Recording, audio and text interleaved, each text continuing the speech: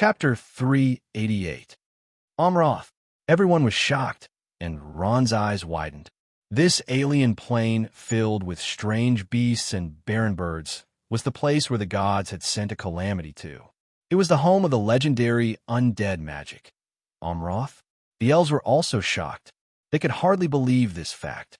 Seeing the shocked expressions on everyone's faces, the soul-devouring beast smiled with satisfaction. The story is over. Now, you will become my food. As he spoke, he turned his gaze to Ko, 56, who was sitting quietly at the side. He had been severely injured by the sneak attack. He did not even understand why there was suddenly an extra person. Arian, kill him. Ron decisively ordered Arian. Arian moved and pounced on the soul-devouring beast. With the strength of Guangming's priest, he launched an attack on the soul-devouring beast of the sacred domain. The soul-devouring beast had no choice but to let go of Corbett and face Arian again.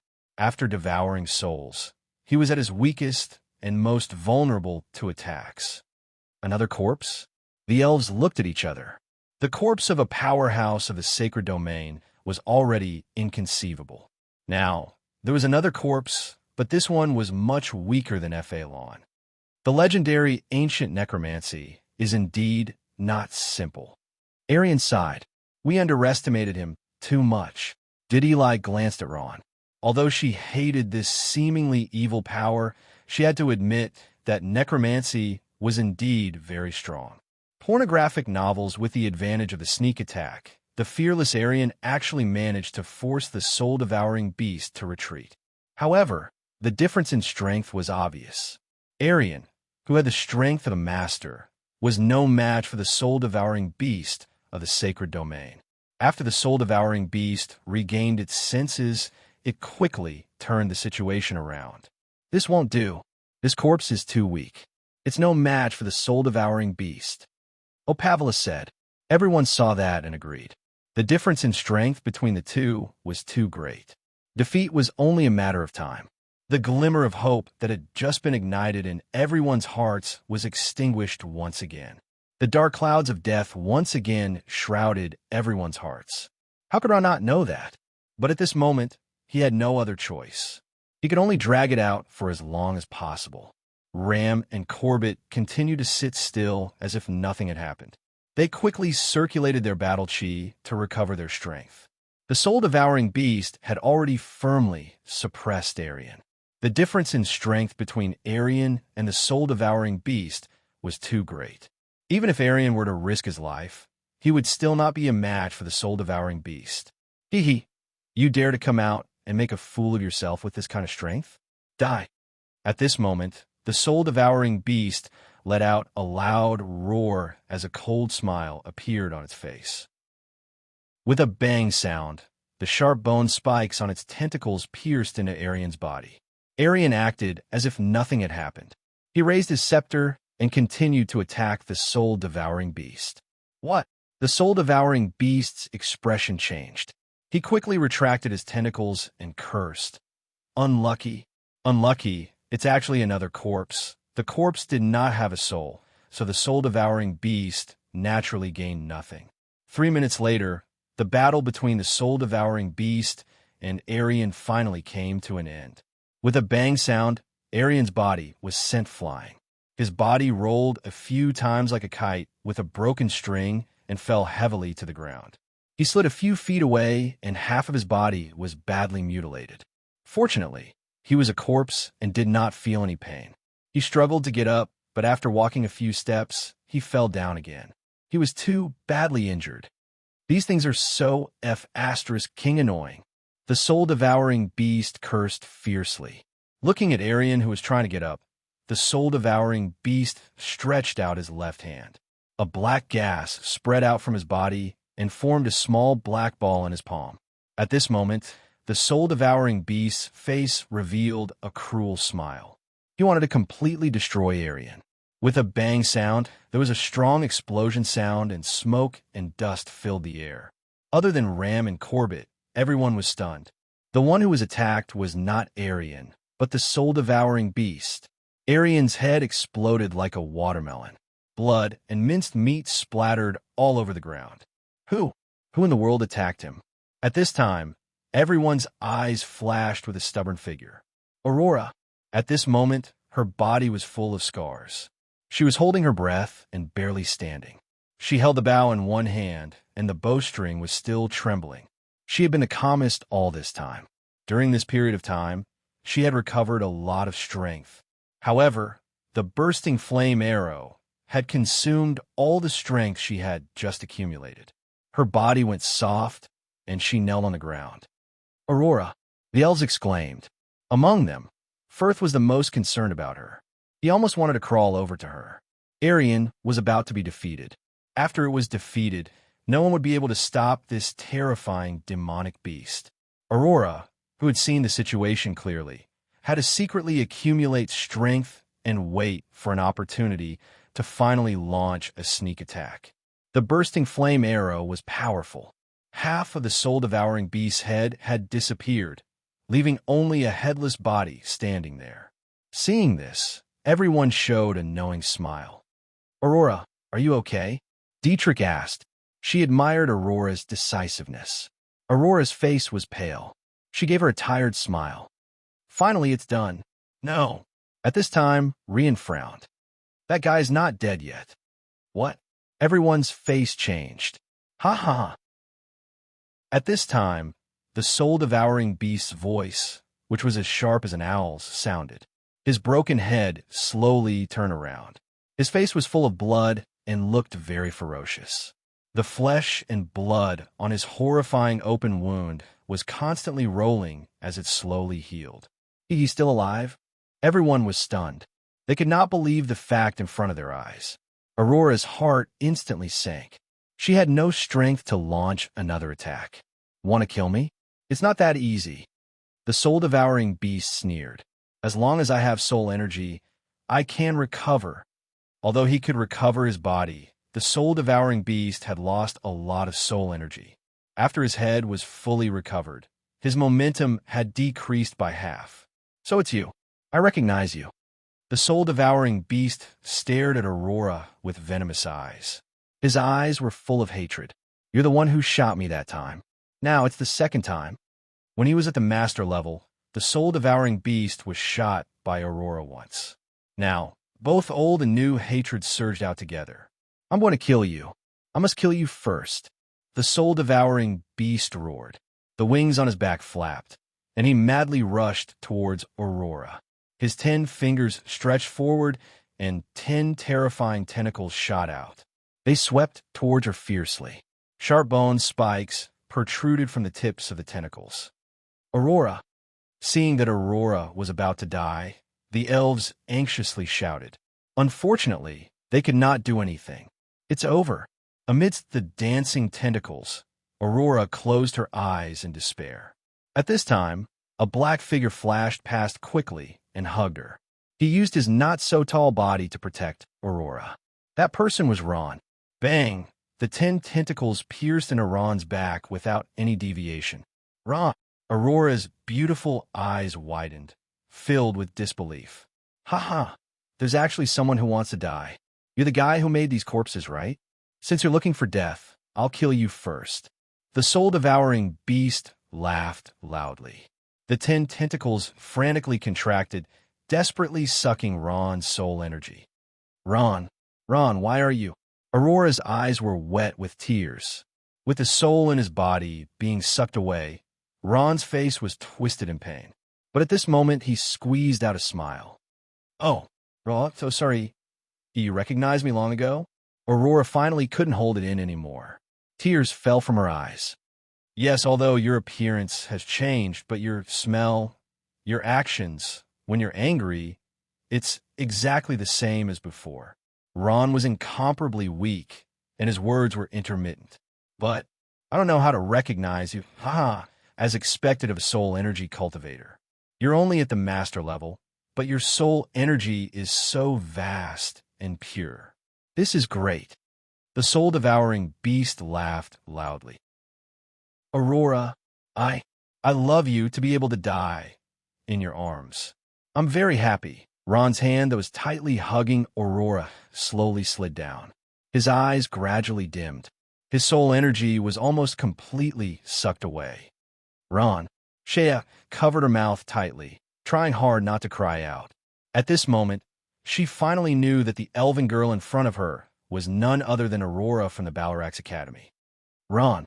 Aurora let out a sorrowful cry. She fiercely hugged Ron in her arms. Her moist lips tightly pressed onto Ron's mouth as she lost herself in the kiss. Chapter 389. Within Ron's mind, an enormous soul rushed out from a certain direction, causing Ron's soul to wail incessantly. Ron's eyelids gradually became heavy, and he slowly closed his eyes. At this moment, his lips became ice cold, and then he lost consciousness. Aurora slowly put down Ron's face, her eyes filled with tenderness. Ron, actually, I've already forgiven you in my heart. During those days in the elven forest, I've never forgotten about you. All the elves were silent, and Shea was also stunned speechless. At this moment, she couldn't help but feel ashamed of her own inferiority. She lowered her head and sighed, while Firth looked as if he had been struck by lightning, his face ashen. Ha ha ha, don't be so impatient. You'll be able to accompany him in hell very soon. The soul-devouring beast's eyes were filled with coldness. The next one will be you. Is that so? Aurora smiled miserably. She had already given up on resisting. She knew that even if she recovered all her strength, resistance would be futile. She was no match for the soul-devouring beast of the sacred domain. I can die, but I only have one request. After I die, you have to bury me with him. Aurora said, Don't worry, I'll definitely fulfill your request. The soul-devouring beast cackled. At this moment, his absorption of soul energy was nearing its end. What's this? Through Ron's mind, the soul-devouring beast sensitively discovered something. It was something that no one else's soul had. In the center of the mind, there was a whirlpool that constantly spun, emitting an enormous amount of soul energy. The soul-devouring beast's heart stirred. He tried to absorb it, and an extremely pure soul energy directly entered his body. Good stuff. Although he didn't know what it was, this soul energy was too enormous. The soul-devouring beast looked as if he had discovered a new continent, his ugly face glowing. This energy is too enormous. Haha, it's all mine. This guy actually hid so many secrets. The soul-devouring beast closed his eyes in intoxication and crazily absorbed the soul energy from the whirlpool. He greedily extended his tentacles into the whirlpool. At this moment, the soul ring in Ron's hand flashed, as if it felt some kind of threat. In the space connected to the soul ring, the nameless tower that towered into the clouds began to spin, and the soul energy that was wandering around it began to be retracted. This.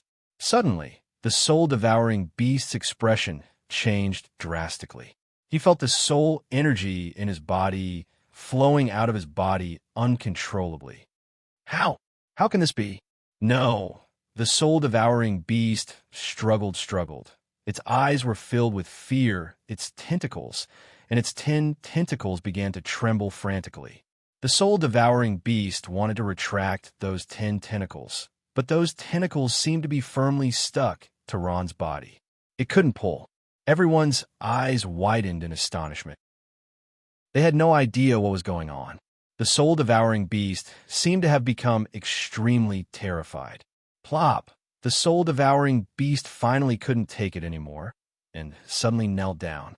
He wanted to devour Ron's soul energy, but now his soul energy had been completely devoured by the soul ring. The soul-devouring beast finally understood how terrifying an existence he had provoked. However, it was too late for him to regret it. The speed at which the soul ring absorbed soul energy was 10 times faster than his. In just a short while, the soul energy he absorbed from the victims was completely devoured and replaced with his own soul. With his soul extracted, the soul-devouring beast's body became extremely weak. He couldn't even beg for mercy. Finally, the 10 tentacles hung limply, and the soul-devouring beast's body fell face first onto the ground. A trace of yellow sand covered his mouth and nose. Just like when F.A. Lon died, the soul-devouring beast finally ended his short and evil life. What happened? The unforeseen event happened too quickly, and the elves didn't even have time to react. Of course, they all knew that they were temporarily safe. Ron, what's wrong with you? Say something. Aurora cried, desperately shaking Ron's body. Ron, why are you so stupid? Why are you so stupid? Although Ron didn't die, his soul had been extracted, and he looked almost dead. The female elves had tears in their eyes, and Shea directly cried out. Although Elian didn't cry, his heart felt uncomfortable. At this time, Corbett suddenly opened his eyes, and light shot out from them. He slowly stood up. Under everyone's shocked gaze, Corbett walked in front of Ram. Ram's eyes were still closed, but his heart was in turmoil, and the do-chi on his body became unstable. Corbett looked at Ram and slowly sighed. I won. Pornographic novel, why didn't you kill me? At this time, Ram opened his eyes, but there was a strong unwillingness in his eyes. In a short 10 minutes, Corbett had recovered about 30% of his strength, and he had only recovered about 10%. This meant that he had failed. It could also be said that in the same adversity, his psychological quality was far less stable than Corbett's. Is it necessary? Corbett smiled, and his smile was full of confidence. In the most dangerous situation just now, his strength had a new breakthrough. With his strength, this kind of breakthrough was very small, but it was also not easy. Ram was naturally aware of this point, and it was no wonder that he was so unwilling. He sighed, nodded, and said in a hoarse voice, "Very good. The sacred sword is yours." After Ram finished speaking, he stood up, and without a word, he turned and left.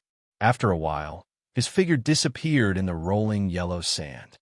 Grandpa, Shea recovered a bit of strength and rushed into Corbett's arms, crying out, "Grandpa's fine." Corbett smiled and patted Shea's back, comforting her for a while before she calmed down. He went straight to Aurora's side. "Lord Corbett." Aurora's face did not have any expression and was so calm that it was frightening. Corbett nodded. He could understand the feeling of losing a loved one. "You are the Aurora that Shea talked about. Let me take a look." Corbett squatted down and examined Ron's situation. Aurora, however, held Ron's body tightly. "Ron is already dead. Please don't touch him." "No, you are wrong. He is not dead." After a short examination, Corbett came to a conclusion. "Oh!" Aurora turned her head, and a trace of life appeared in her gray eyes.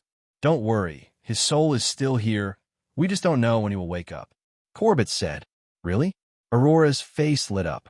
Corbett smiled and pointed at the soul-devouring beast on the ground.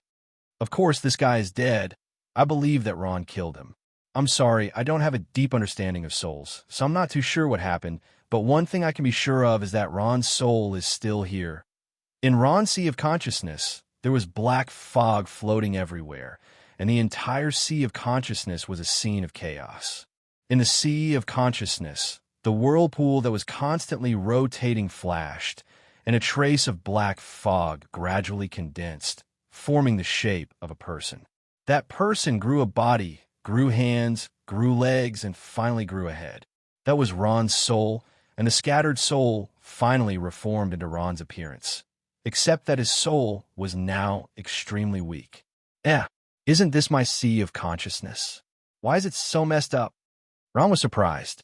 Looks like it was the soul ring that saved me again. I really don't know where it came from. It actually has such great power.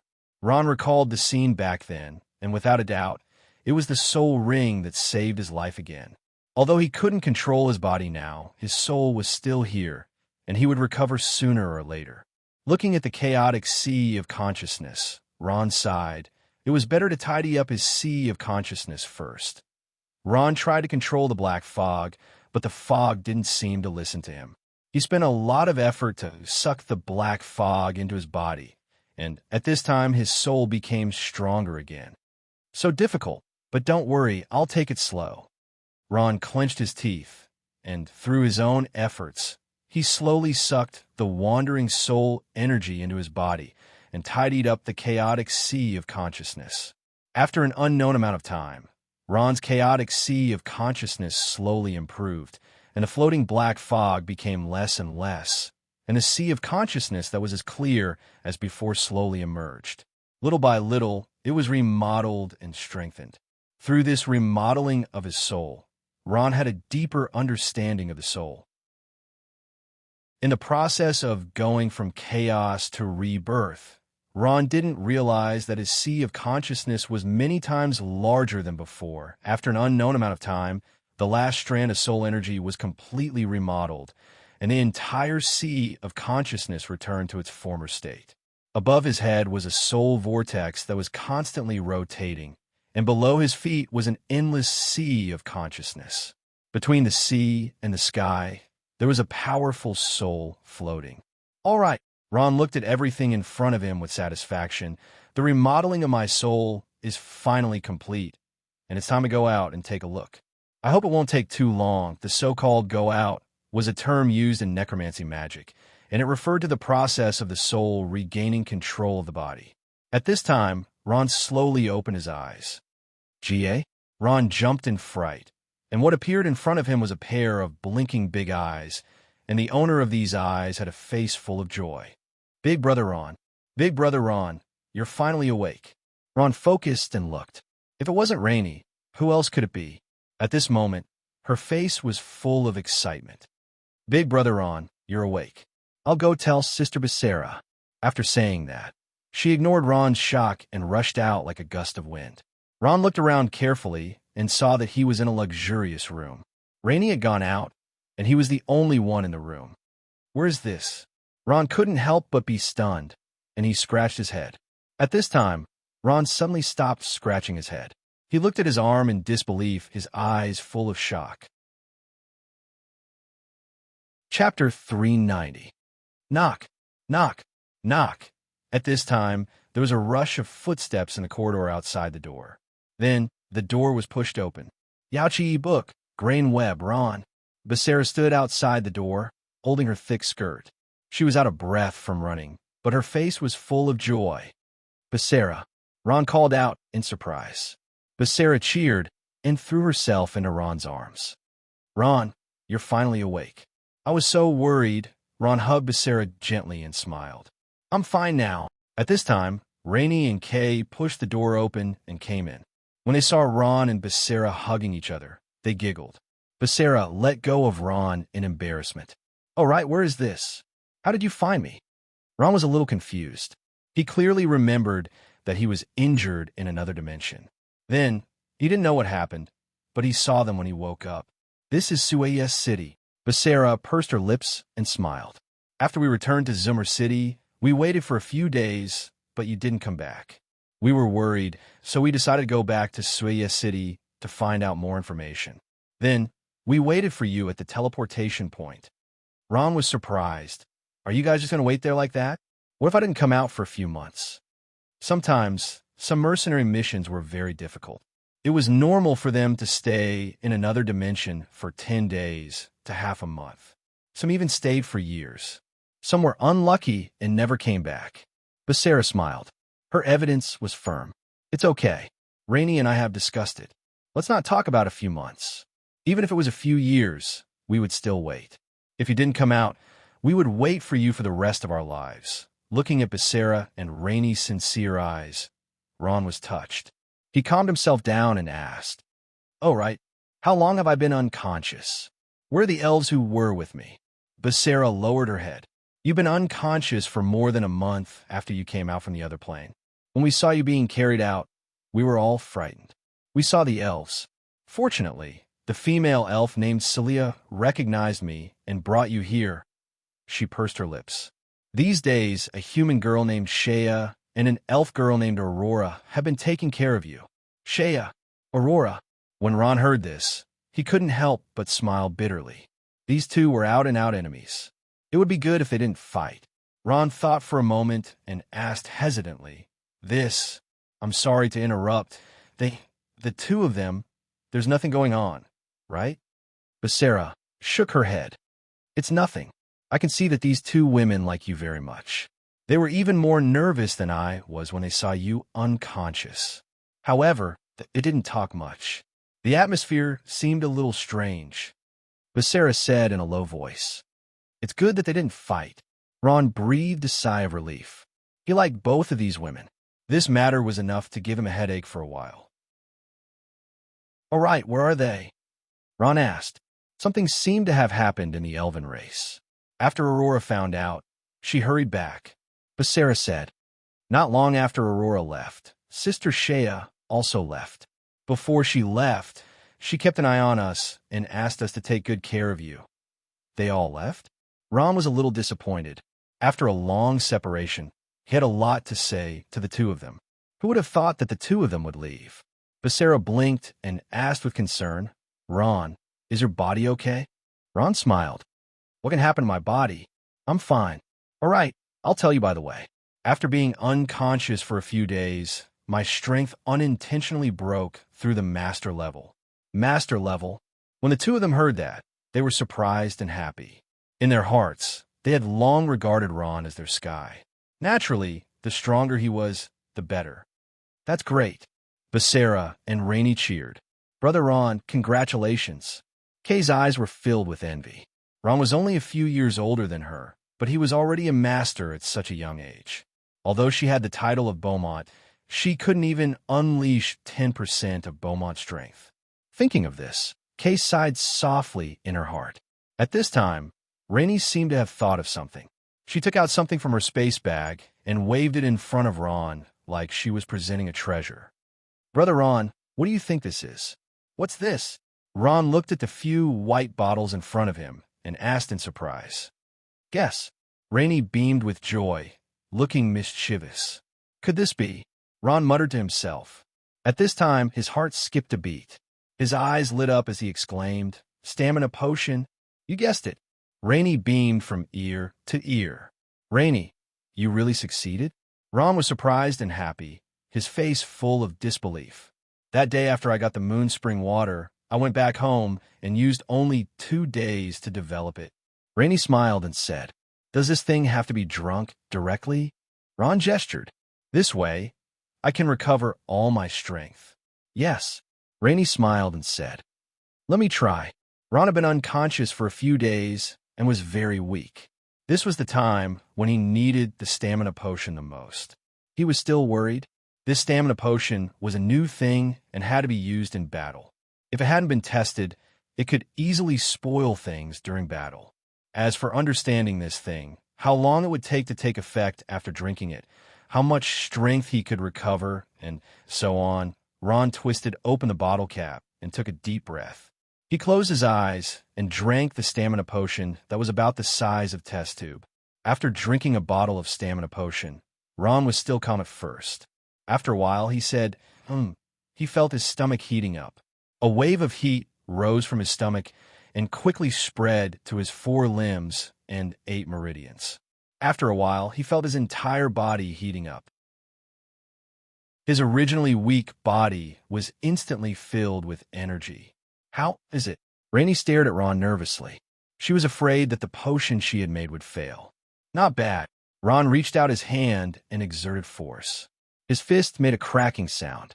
"I feel my whole body is filled with energy. This stamina potion is really good stuff. Success." Rainey's face was full of excitement. Ron smiled.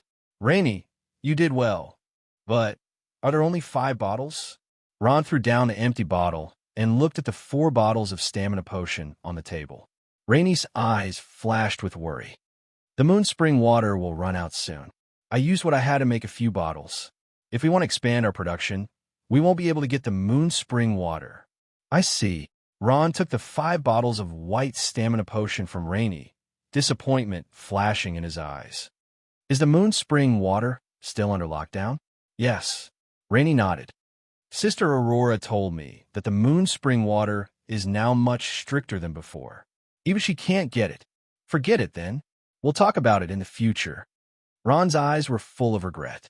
This was good stuff, but there was too little of it. According to his plan, he should have at least 10 bottles with him.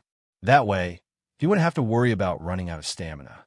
Far away in the east, in a luxurious room that was as large as a palace, There was nothing in the room except for a huge pool that was about 10 meters long. The water in the pool was bubbling, and traces of steam kept rising. It could be seen that the temperature in the pool was extremely high. A person's silhouette was sitting in the pool. Steam rose, and the person's face couldn't be seen. Only a rough outline could be seen. The person's eyebrows were tightly knitted, and she looked like she was in extreme pain. After some time, the silhouette in the pool suddenly opened her eyes. Her eyes were glowing. Huh! The person in the pool suddenly shouted, and a terrifying force spread in all directions. Not long after, the entire pool started to shake. Ah! A sound that was mixed with pain and joy came out of the person's mouth. A sharp and long scream caused the entire palace-like house to shake. Ka! Ka! At this time, the silhouette in the water started to change. Her body suddenly became bigger, and long hair grew out of her body. Her 10 fingers were sharp, and she extended claws that were like iron hooks. Her ugly face became even more ferocious. Roar! A bestial roar came from her mouth, causing the space to tremble. She suddenly jumped up. Boom! A wave more than 10 feet high was created as she jumped out of the pond and landed heavily on the ground. Crack! The hard stone floor was torn apart like a spiderweb. Nothing could stop the monstrous power of this terrifying evil beast. That was Beaumont, known as the most powerful magical beast. It's done, it's done. Outside the door, a human man was full of excitement as he murmured. He was Tommy, and at this moment, his eyes were filled with intense hatred. He once had a sacred domain powerhouse as his father, but after that day, he had nothing. Now, revenge was the only meaning in his life. Huff! Huff! Omega was panting, and her eyes were full of joy. She was a little unaccustomed to her current strength. The current Omega's strength had reached the sacred domain. The sacred domain was the strength that only an adult Beaumont would have. As long as they reached adulthood, all Beaumont would have the strength of the sacred domain. From this point, it could be seen that Beaumont's bloodline was extremely outstanding. With Omega's age, she hadn't reached adulthood yet. She was still a few years away. However, Omega had really reached the sacred domain today. The answer was in that pool of water. This pool of water was filled with all kinds of medicines. These medicines only had one effect, and that was to accelerate the development of the body and reach the sacred domain at an earlier age. After Omega absorbed the medicine in the pool, her body directly matured, and she became an adult Beaumont. At the same time, her strength also reached the sacred domain. To see the first commercial-free article, please go to Chapter 391. My dear, you've finally succeeded? Tommy quickly walked up to her with a smile on his face. He was holding a huge bath towel in his hand. Just look at the picture of an entertainment dilemma. Tommy's eyes fell on Omega's ample bosom, and a trace of greed flashed in his eyes. These two fellows were much bigger than before, which meant that Omega's entire body had matured. Compared to before, she was even more voluptuous and feminine. Tommy felt his blood boil, and there was a fire rising in his abdomen. However, when he saw Omega's face, the fire of lust unknowingly subsided. This ugly face was too unsightly. In all fairness, Omega's figure was not bad, if one did not look at her face. Omega calmed down and quickly changed back to her human form. She took the bath towel from Tommy's hand and faintly nodded.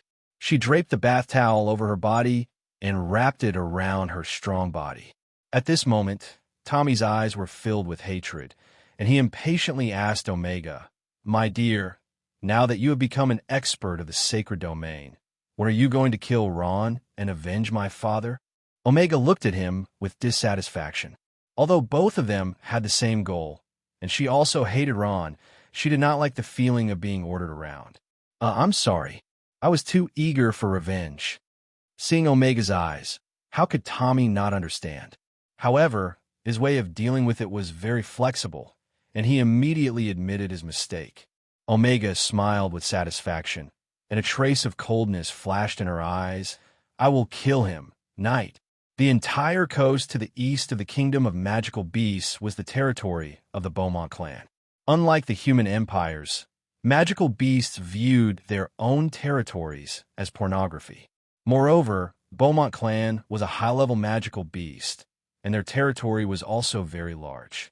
Omega put on her clothes and quietly walked out of the room. She had just made love with Tommy, and, as usual, Tommy was full of tenderness towards her. She felt that she was about to melt. At this time, Omega's footsteps suddenly stopped because she saw a person, her father. Father. Omega bowed her head and greeted. A middle-aged man in human form turned his head. His face was also ugly, but it had a hint of vicissitudes of life. He slowly turned around, looked at Omega, and quietly asked, "Is it worth it?"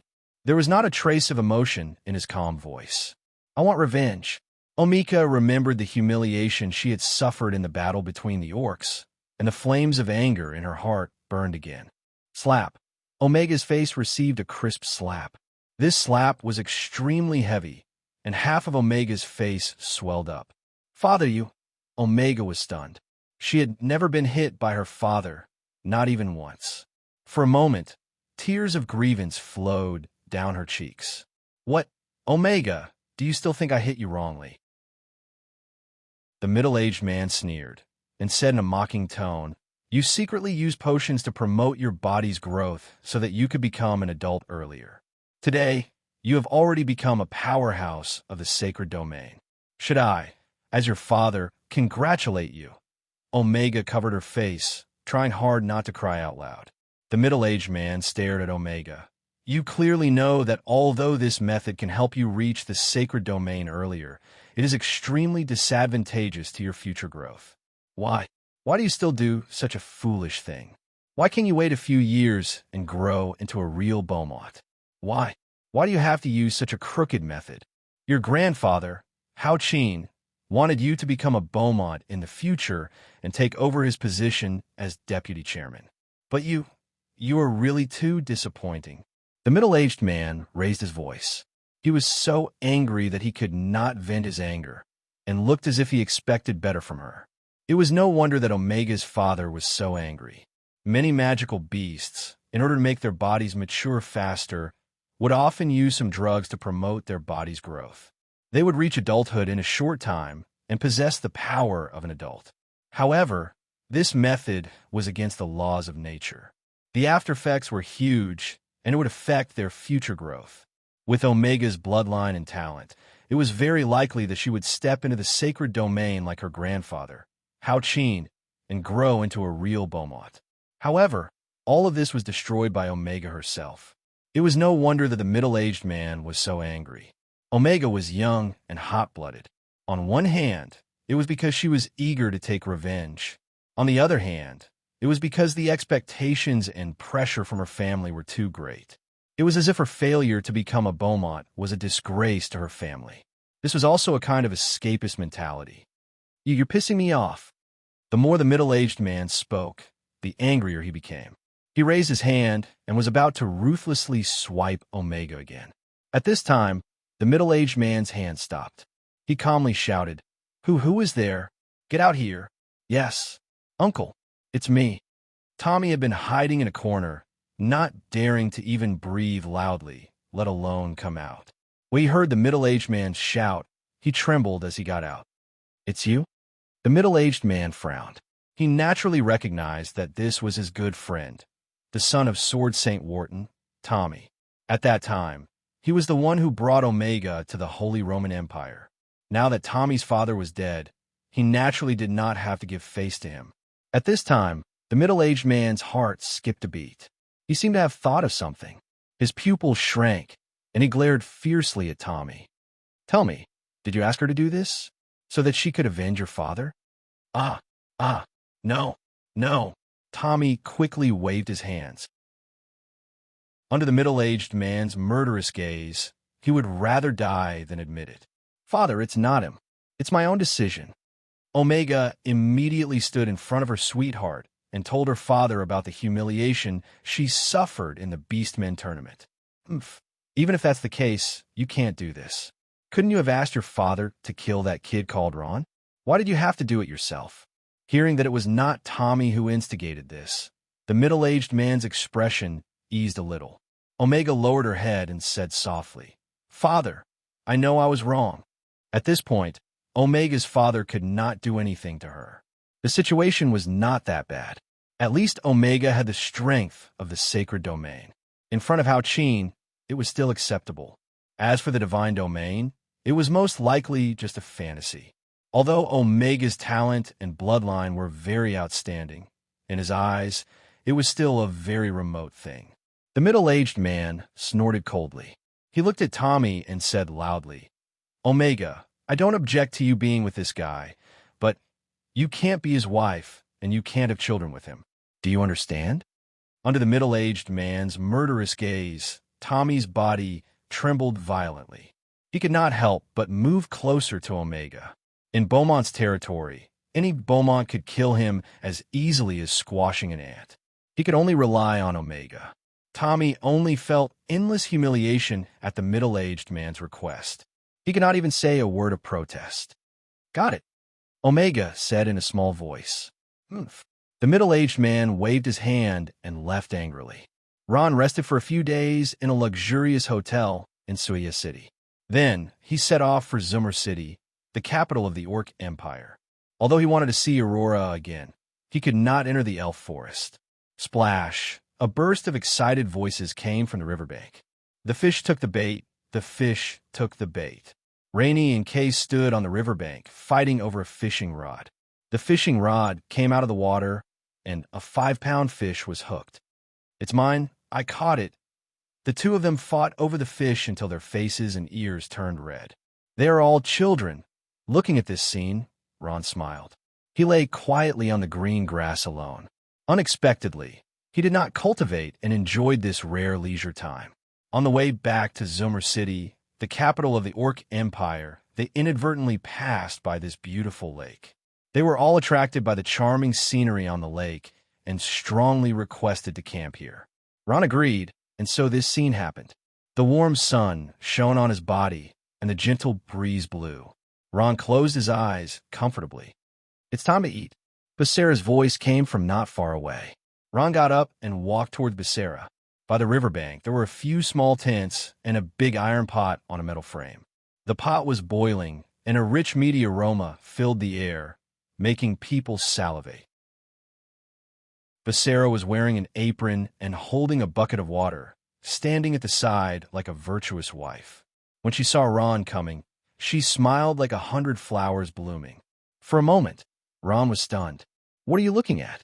Being stared at by Ron made Becerra uncomfortable. She was extremely shy and rolled her eyes at him. "Oh!" Ron came back to his senses and lowered his head in embarrassment. Rainey pounced over and put the fish she just caught in front of her. She smiled and said, "Sister Becerra, look, I caught a big fish."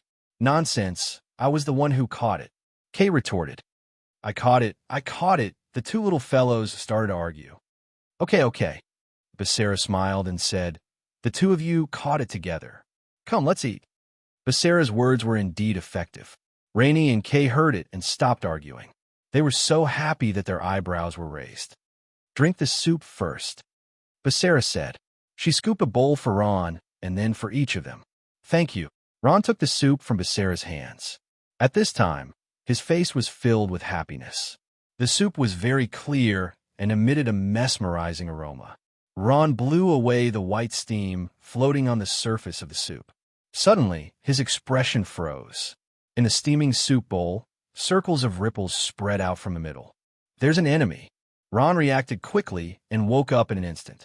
His hand quickly reached for the space bag at his waist. At the same time, he shouted coldly, Who's there?" "Ron, what's wrong?" Becerra, Rainey, and Kay heard him and immediately became nervous. "Ha!" At this time, the sound came from afar. Two figures flew towards the river. Ron's eyes widened as he looked at the figures in front of them in disbelief. Chapter 392. Two people appeared in front of them. One was Omega, whom they had met many times before, and the other was her lover, Tommy. Omega carried Tommy in her arms, as if he was a little chick and ran towards them along the riverbank. Novel ranking list, grain web, who is that? Basara and Rainey did not look at Omegia, but they could feel the other party's unparalleled strength. Instinctively, they hid behind Ron. Pornographic novels. Omega sneered and stood in front of Ron. She placed Tommy on the ground and said, "Hey, Ron, we meet again. You didn't expect me to appear suddenly, did you?" Looking at Omega, who suddenly appeared, Ron nodded honestly. "Indeed, I didn't expect it. How did you find us?" Omega smiled slightly. "Even though it was a little difficult to find you, it wasn't a problem for me at all." Tommy's face was filled with hatred. "Ron, you're dead meat today." "Omega." Kay looked at the woman in front of her, her teeth chattering. Her body trembled uncontrollably, and a complicated expression appeared on her face. There was anger and fear. At this time, Omega also saw Kay. She looked at her with disdain. Kay, my biological brother, I didn't expect you to be here too." "Ron, you're really too much. How could you bring this piece of trash with you? You even treat him like a treasure." "He's not a piece of trash. He's my friend." Ron frowned and answered. Kay looked at Ron gratefully. Since he was young, he grew up in a cold environment. In the 56 book vault, there are monsters. Could it be? Kay's eyes suddenly widened. He thought of a possibility. Currently, this was the only possibility that could explain it. "I see. She used drugs that promote her body's growth. No wonder you broke through the sacred domain so quickly." Kay murmured. Basara was not interested in these things. She faintly sighed. "Do you think Ron will win?" "Of course. Big Brother Ron is the best. He even has a corpse from the sacred domain to help him." Naturally, Rainey was on Ron's side. She was full of confidence. Hard to say. Kay pondered for a moment. No one was clearer than her about Beaumont's strength. The same level of strength could have different effects when displayed by Beaumont. Omega had already grown into a terrifying 13th rank magical beast, an early-stage sacred domain magical beast. Ron also stared nervously at the sky and frowned. He didn't expect that Omega had also entered the sacred domain. This made the battle extremely difficult to deal with, and from the looks of it, the outcome was hard to predict. In the endless forest, 2 people and 1 bear walked through it. Corbett, Shea, and the earth bear, Kupu, walked quietly in the forest. Shea's expression was a little dejected, as if she couldn't lift her spirits no matter what she did. To see the first commercial-free episode, please go to www.grain.com.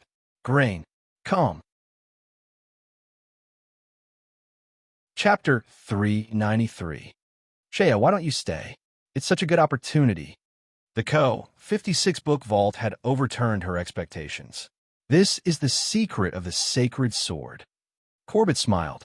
"Although there are many sacred domain experts in the Noah continent, there aren't many who have sacred weapons.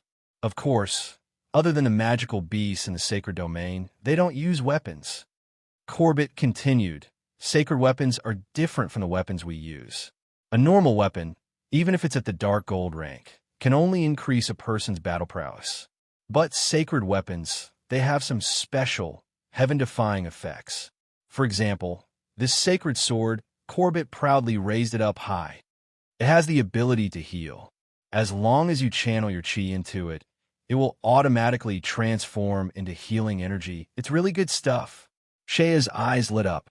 At this moment, she wished she could have a sacred sword, but she also knew that her grandfather had risked his life to get it. "So, sacred weapons have the ability to restore themselves?" Shea asked. "Not necessarily. Every sacred weapon is different." Corbett shook his head. "I haven't seen others, but Hill, the head of Han's Academy in Balavax, has a sacred weapon. It's a completely transparent dagger, and it's said that it can increase movement speed by 10. The 3 chatted and soon disappeared into the forest. The battle between F.A. Lon and Omega had reached its climax. The behemoth was worthy of being called the strongest battle race. It had a strange strength, and its crazy attacks forced F.A. Lon to retreat. Although it did not directly hit him, the fist energy that passed through his body still caused him to suffer a lot of injuries. Of course, Omega wasn't any better. At this moment, her fur was charred black and her body was covered in wounds. However, This made her even more determined to fight. No, we have to think of a way. They're evenly matched now. If this goes on, Fa Lon might lose. Ron was burning with anxiety. He naturally knew what the result of failure was. Yes, I've got it. At this moment, Ron's heart skipped a beat. He waved the bone staff in his hand, and not long after, a large group of skeleton magicians was summoned. Go! Blast it! Blast it with all your might! Ron gritted his teeth and shouted. Under his command, hundreds of magic bullets flew into the air. What's this? Omega was shocked. She lowered her head, and the magic bullets that blotted out the sky flew towards her. Boom! Boom! Boom! Countless magic missiles exploded in the sky. For a moment, the sky was filled with flashes of light. Omega was caught off guard. However, she quickly realized that the spells were all low-level and mid-level magic. They did not do much damage to her, but these annoying spells did play a certain role in restraining her. Fireball. Taking advantage of the skeleton magician's distraction, Fa Lon launched a counterattack. At this time, he summoned a gigantic fireball and blasted it towards Omega. Damn it! Do you think you can defeat me with these little tricks? Watch me. Omega roared, her body emitting an intimidating aura. Her strength soared once again. Omega went berserk. She roared, and her huge fist flashed with golden light as it flew towards Fa Lan's fireball. Boom! An earth-shattering sound rang out, and the fireballs exploded. Sparks flew everywhere, and the surrounding space became scorched. The powerful Omega had actually destroyed the fireball with a single punch. Under Ron's astonished gaze, Omega completely ignored the low-level magic bullets on the ground and pounced towards Fa Lon. Magic Shield. Fa Lon was very experienced in battle. He gathered the surrounding magic elements and quickly formed a magic shield. It was like a completely transparent cover, firmly protecting him inside. This thing again. Watch me destroy it. Omega roared. She raised her huge fist and smashed it down. There was a loud bang, and the magic shield shook a few times before returning to its original state. Omega's fist did not have much effect. Again, Omega was not discouraged. She raised her fist again and smashed it towards the magic shield. This time, the sturdy magic shield was deformed. Once, twice, thrice, Omega persevered in her attacks. On the fifth punch, the magic shield finally could not take it anymore and suddenly shattered. The powerful fist passed through the shattered shield and landed on Fa Lan's body. A magician's body was extremely weak. It could be said that without magic, just relying on physical strength, a magician would not be a match for a commoner. Fa Lon took a heavy blow from Omega. His chest caved in, and he spat out a large mouthful of blood. His body fell down like a kite with a broken string. Not good. Ron was shocked. Fa Lon had lost, and so quickly. Omega was not going to let Fa Lon go. She roared, and her huge fists rained down. Fa Lan's body was sent flying, and all his bones were broken. Boom! Fa Lon fell to the ground and was stepped on by Omega. His body cracked like a spider web. If he was still alive, he would be dead by now. Even Fa Lon, who had become a spiritual corpse, did not have the strength to get up. The Battle of the Sacred Domain ended with Fa Lan's defeat and Omega's victory. The situation took a sharp turn for the worse, and the speed was so fast that Ron did not expect it. Looking at Omega's back, Ron could not help but take a step back. His eyes were filled with fear, and his lips could not help but tremble. Omega turned around with a sinister smile. She licked her bloodied lips and stared at him with murderous eyes. Ron, what else do you have to say? Not good. Ron is in danger. Viscera, who was hiding behind a large rock, felt her heart tighten. Run. Ron gritted his teeth and made a decision. He had no other choice. His body moved, and he turned into a cloud of black mist and fled. You want to leave? Unfortunately, it's too late. Omega laughed sinisterly. Ron only had one chance to escape, and that was when Fa Lon was fighting with Omega. He did not want the spiritual corpse Fa Lon and did not care about Viscera and the others. He could have escaped by himself, but it was too late now. Omega quickly saw through Ron's actions. She quickly closed in and punched at Ron. Ron only felt a suffocating force appear behind him. Without much thought, Ron used his bone shield. A huge bone shield instantly appeared in front of Ron and Omega, separating them. But Omega didn't care about anything. She threw out a punch. Boom! The hard bone shield shattered under Omega's unstoppable fist. The bones scattered like broken glass. The wind from the fist penetrated the bone shield and headed straight for Ron. Ron's body slid back more than 10 steps before he could stabilize himself.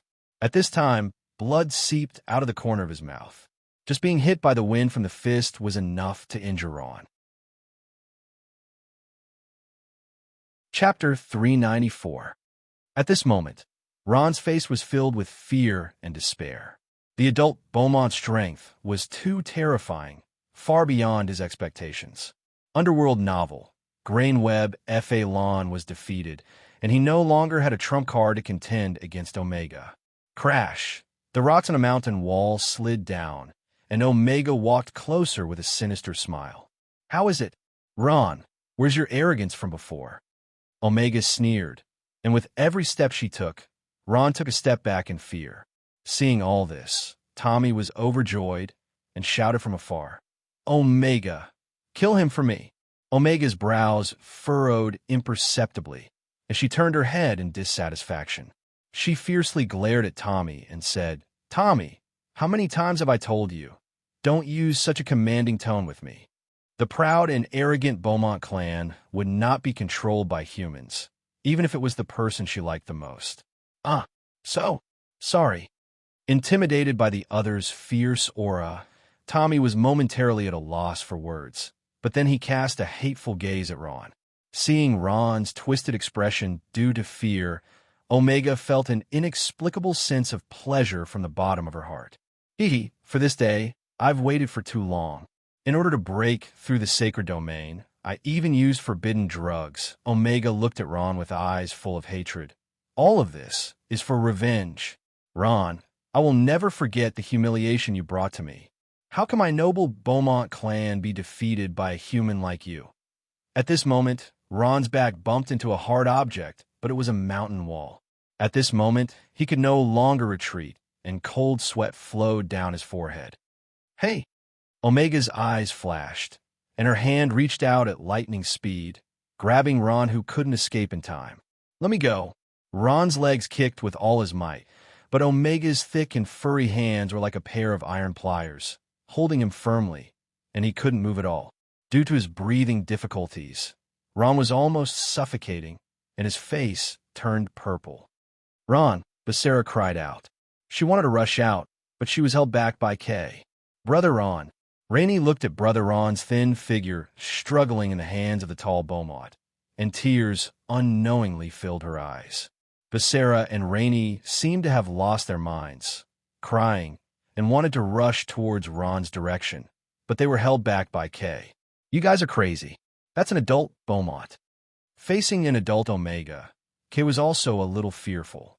In the past, he wasn't Omega's opponent, and now that Omega's ability was much stronger than before, he had no chance of winning at all. The fear of death attacked Ron. Ron waved his bone staff, and the strong soul energy in his body surged out. At the same time, his eyes turned green. He used soul ignition. A green mass of air condensed and attacked Omega. You're asking for death. Ron was fast, but Omega was faster. Her right hand struck out like lightning, and with a boom, it hit Ron's stomach harshly. With a scream, Ron fell to the ground. His body curled up like a prawn, and his face revealed a painful expression. Death entanglement was dispersed before it could be released, and wisps of green smoke disappeared into the air. Ron's resistance was laughable in the eyes of an adult Beaumont like Omega. How is it? Ron, is it comfortable? Omega smiled and said, I'm very gentle. Omega had a sense of propriety. Even though her strength was huge, her control was very precise. This punch could severely injure Ron, but it wouldn't take his life. Just like how she tortured Kay in the past, this was her specialty.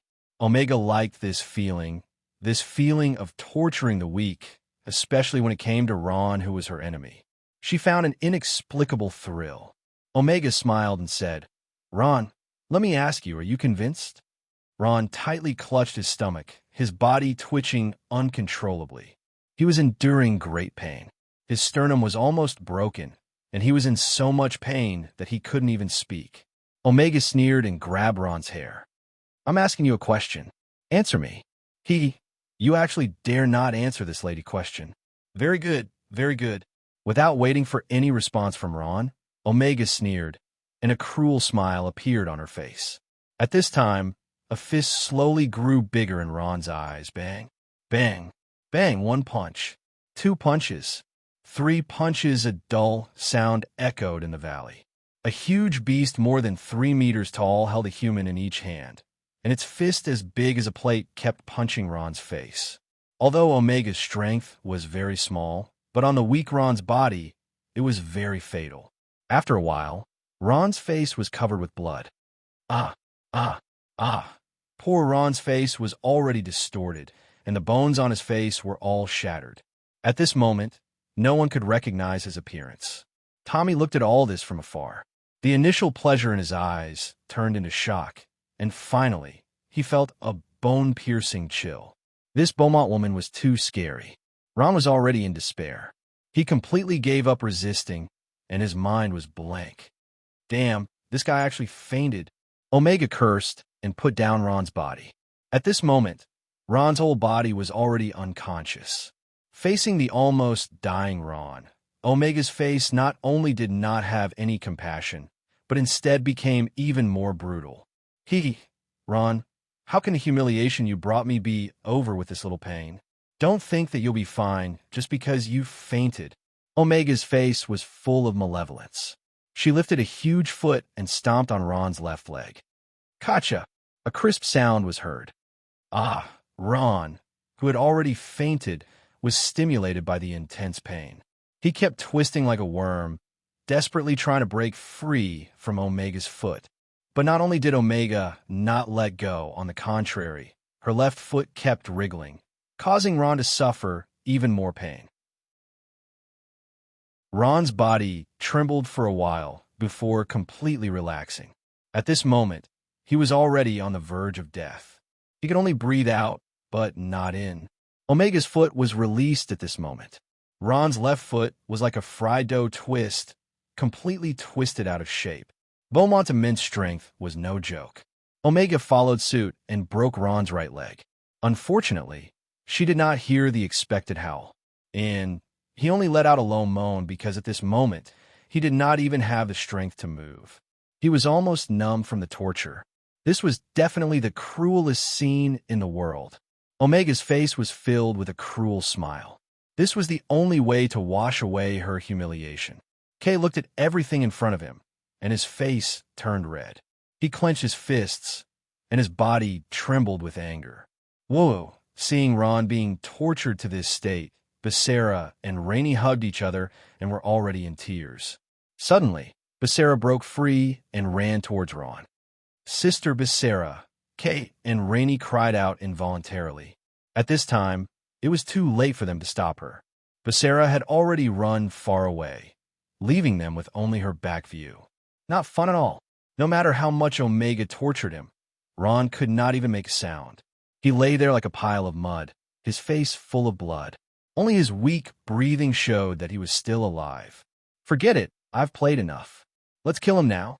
Facing Ron, who was no longer in a human shape, Omega's eyes flashed with murderous intent. Her figure moved, and her huge fist was aimed at Ron's head. "You can't kill him," a sharp voice shouted. Immediately after, a white figure suddenly appeared and quickly blocked in front of Ron. The sudden appearance of the figure gave Omega a shock. She retracted most of her strength from her punch, but there was still a small amount that she could not control and landed on the figure. That figure was Becerra. After being hit by the remaining force from Omega's punch, her body flew up like a kite with a broken string, drawing a beautiful arc. Her delicate body hit the mountain wall harshly and bounced back. "Sister," Sister Becerra, Rainey and Kay were shocked. Kay's eyes turned red. She threw Rainey aside and ran towards Becerra like a madman. Kay ran to Becerra's side and helped her up. She shook her with all her might and cried, "Sister, sister, wake up. Don't scare me." Becerra's eyes were tightly shut, and her face was as white as a sheet of gold. A trace of blood slowly spread out from the corner of her mouth. Her body swayed weakly, and no one knew if she was dead or alive. "You scared me. Who did you think it was?" "So it's this little human B*TCH. Omega, who had regained her senses, did not think much of it. It's good that she's dead. Even if she didn't die, she would have died sooner or later. Omega smiled coldly. She did not intend to let anyone off today. In her opinion, no matter if it was Ron, her brother Kay, or these two women that she did not know, they all had to die. Sister Becerra, Brother Ron. Rainey ran to the two of them. Once she saw them, she started crying. "Did I hear wrongly? Kay, you actually called this human sister?" Omega smiled. "But then again, trash like you has nothing to do with the noble Beaumont family. You're only fit to stay with these lowly humans. You killed her." Kay's eyes became bloodshot. She glared at Omega fiercely and roared like a beast. "So what?" Omega smiled. "I did kill her. Kay, you want to avenge her, right? But do you have the ability to do so?" Faced with the powerful energy that Omega was emitting from her body, Kay's facial muscles kept twitching. Her eyes were filled with intense anger, but more than that, there was fear. Omega saw through her thoughts and smiled arrogantly. "See, trash is trash. Kay, you really don't have the guts to fight me. I'm going to kill you." Before Omega could finish her sentence, Kay seemed to have gone crazy and pounced on her. To see the first commercial-free episode, please go to www.grain.com. Chapter 395. His body grew bigger, and furry hair grew all over his body. Sharp claws stretched out, and not long after, Beaumont, who looked exactly like Omega, stood in front of everyone. 56 Book Vault Dash. Chapter 396. It didn't take long for Kai to complete his transformation. At this moment, his eyes had turned red, and his muscles were bulging. His originally black hair had turned into a dazzling golden color, and his body emitted a boundless aura. "Take a look." Grain web. Kay finally calmed down. Looking at his body, a strange look flashed across his eyes. At this moment, he picked up a stone from his hand, held it in his hand, and gently squeezed it. Under his full strength, the stone in his hand turned into a pile of powder. Kay smiled with satisfaction and gently clenched his fist. He raised his head and stared at Omega with a pair of red eyes. His face was full of provocation. "You, how did you become like this? Have you become the legendary Golden Beaumont?" Omega said through gritted teeth. Her face was full of disbelief. "That's right," Kay replied calmly.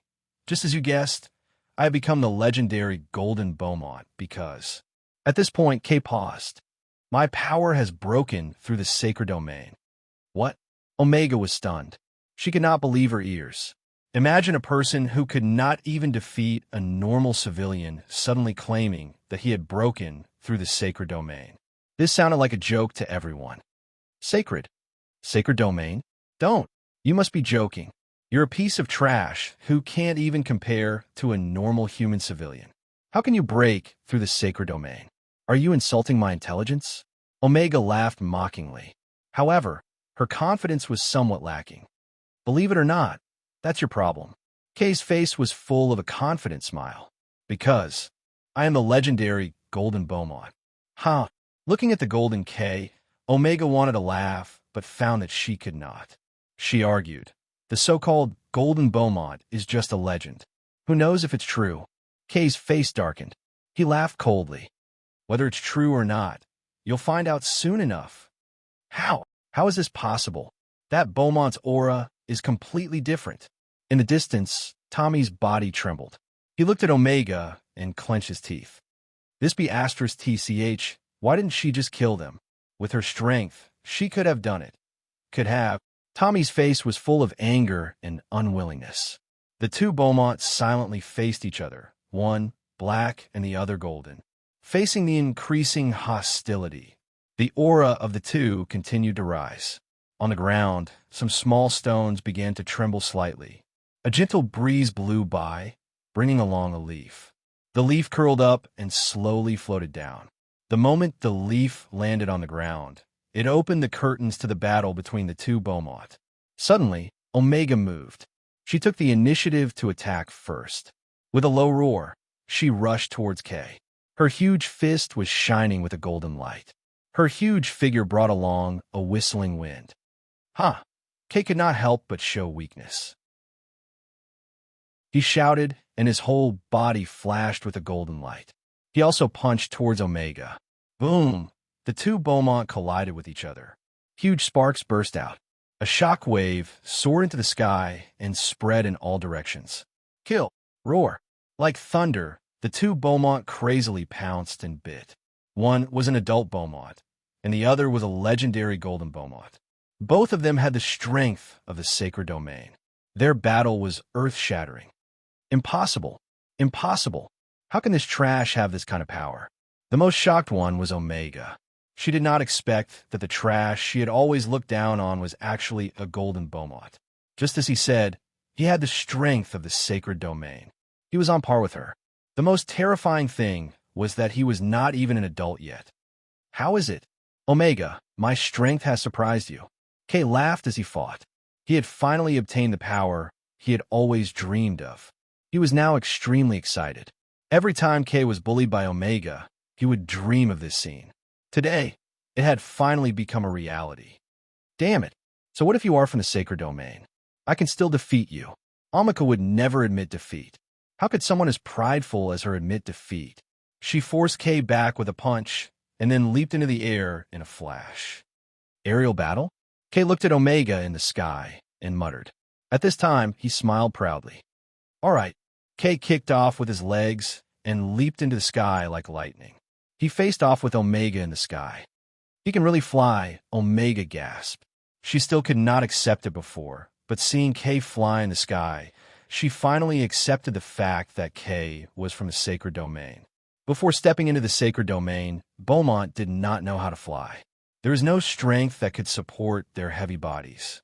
Now that Kay could finally fly, it was also proof that he had stepped into the sacred domain. Kay, he is actually so powerful. Rainie's eyes were blurred as she looked at Kay in the sky. She was tongue-tied and speechless. The battle in the sky was still ongoing. The sound of thunder could be heard. Even the ground that Rainie was standing on felt a slight tremor. Kay had never fought in an aerial battle before, so he was not familiar with the control of his body's balance. Omega used her advantage of experience to gain the upper hand and beat him until he retreated. He cried out in pain, and his body had a few more scars. However, Kay was still quite calm.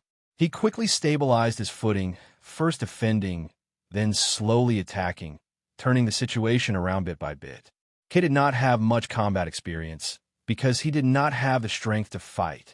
However, in terms of skills, he had diligently studied Beaumont's boxing for more than 10 years. Kay's basic skills were very solid. Omega was shocked. She always knew that Kay's Beaumont's boxing was very good, even better than hers. However, she had always been dismissive of it and dismissed it with a laugh. The reason was simple. Kay did not have the strength. In Omega's eyes, Beaumont's boxing without strength was just for show. No matter how good Kay's boxing was, as long as it was a pornographic novel, she could send him flying with a casual punch. However, when Kay had Beaumont's strength, the set of Beaumont's boxing techniques that he had been practicing diligently was finally unleashed. This set of Beaumont's boxing techniques was created by the ancestors of the Beaumont family. Sharp claws, iron fists, head hammers, biting, knee strikes, shoulder strikes. These moves were very simple, but they were all designed according to Beaumont's physique, strength, and strong body. Every muscle and every bone could be used to their fullest potential. How to attack effectively and how to defend effectively required a strong technique and fighting ability to ensure that every bit of strength was used appropriately. Ferocious strength, coupled with the exquisite Beaumont's boxing techniques, established Beaumont's position as the king of land battles.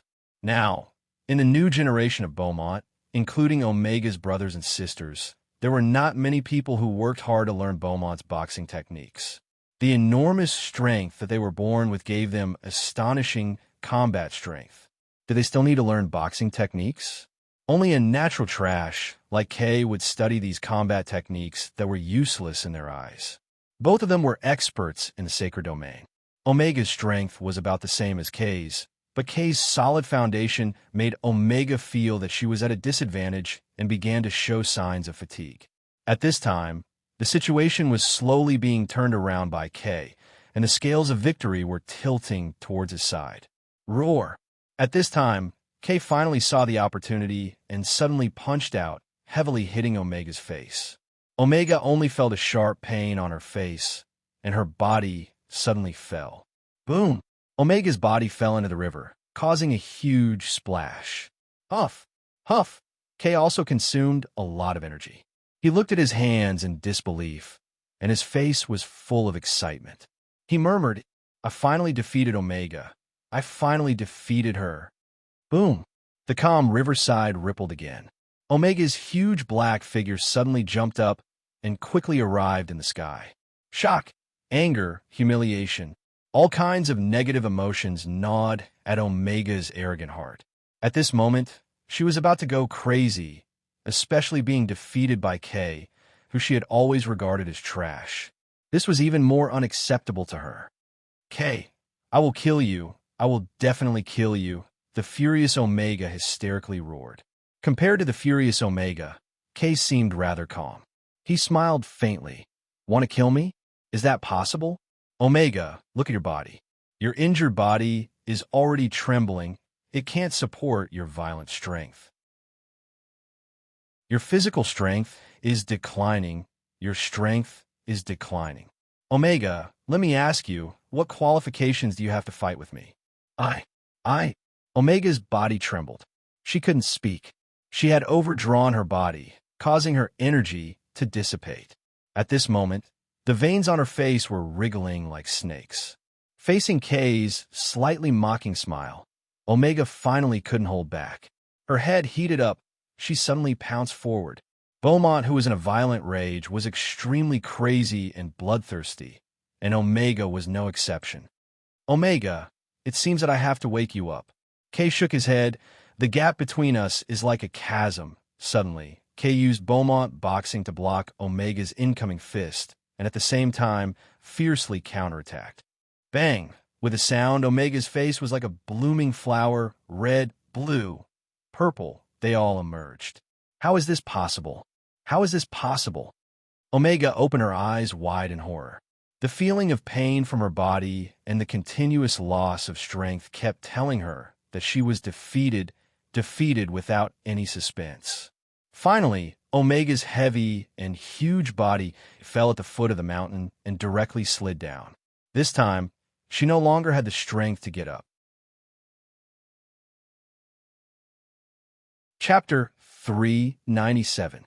Very soon, the pornographic novel, Mijia's body and strength had almost recovered.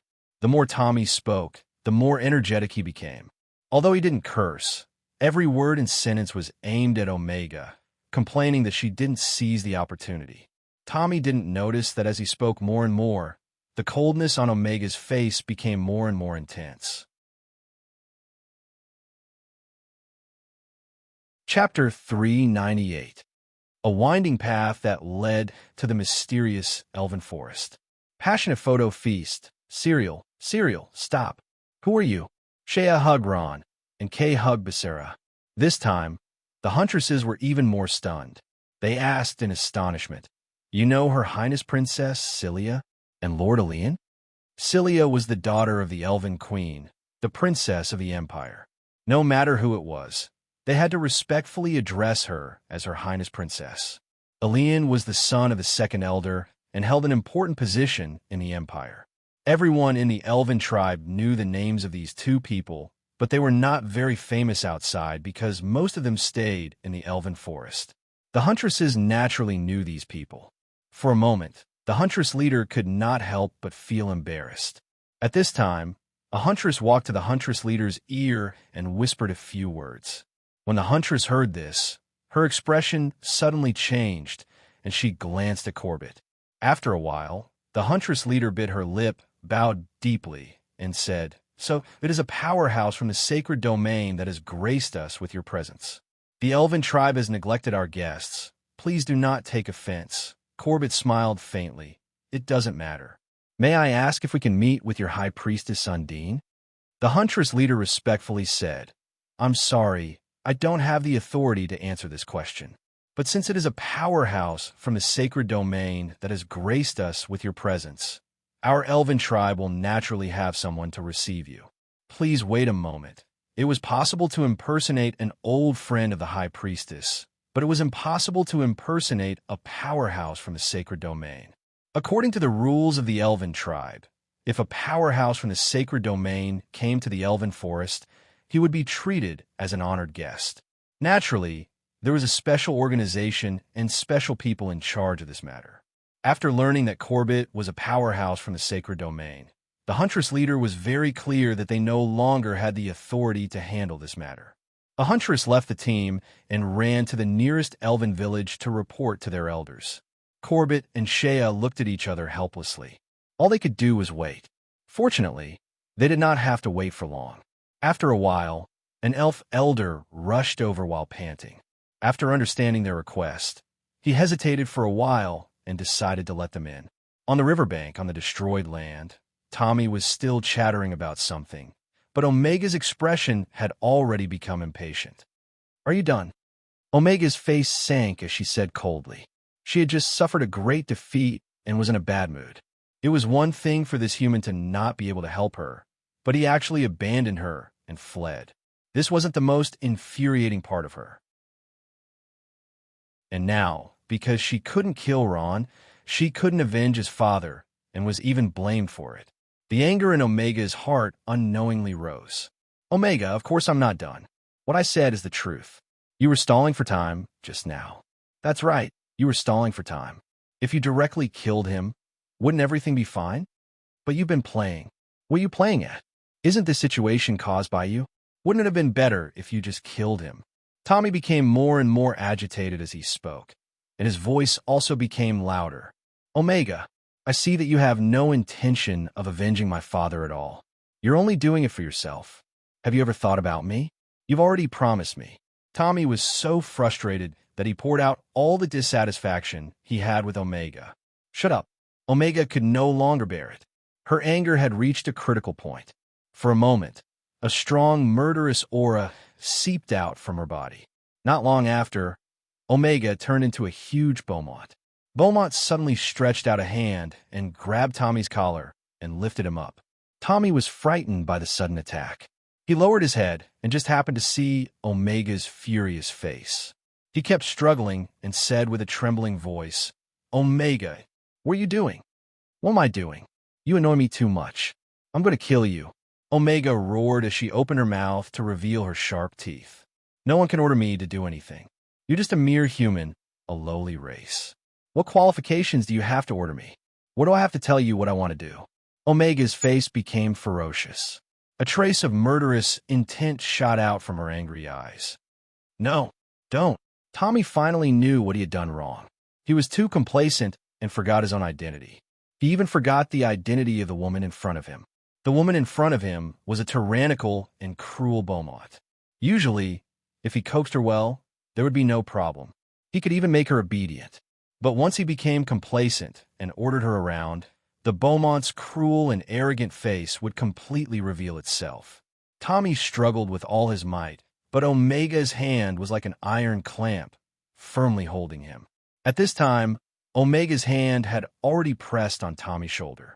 "No, don't, Omega. I was wrong, okay? I beg you, don't kill me." Tommy immediately cried and begged for mercy. He hoped that Omega would let him go on account of their good relationship. Looking at the human man in front of her, Omega only felt an indescribable disgust. Thinking back to the past, she didn't even understand why she fell in love with this human man. No strength, weak, timid. Kay was trash, but at least he knew how to resist, even if he couldn't beat her. But this human man in front of her was worse than trash. Seeing that the situation was unfavorable, he abandoned her and ran away. It's too late to beg for mercy now. You've already made me lose my patience. Omega gnashed her teeth and said. At this time, her hand moved and Tommy's begging voice came to an abrupt end. A huge amount of blood flew out like a fountain and sprayed all over the ground. It sprayed all over Omega's head and body. In just a moment, Tommy was torn into two halves. Omega stood there with a grim smile. Her hand held the two halves of Tommy's body. The bright red blood dripped down from the black fur, making her face even more ferocious. Chapter 399. Crash. The unconscious Ron was thrown into a moon well. Not long after, his body sank straight down. Blood flowed out from his eyes, ears, mouth, and nose, dyeing the spring water in the well red. Library 56, the Library of Kate. 56 was a strange and beautiful building. Beside him, there was nothing. In one night, Ron absorbed all the spring water in the moon well and finally recovered. Where am I? Ron couldn't help but scratch his head and ask. Shea smiled and said, You're in the elf forest, Ron. It was the elves who saved you. Elves? The image of the battle with Omega flashed through Ron's mind. For a moment, he couldn't react. How did he get involved with the elves again? After Becerra's explanation, Ron finally understood the whole story. He fiercely punched Kay and scolded with a smile. Good boy, you actually stepped into the sacred domain in one step.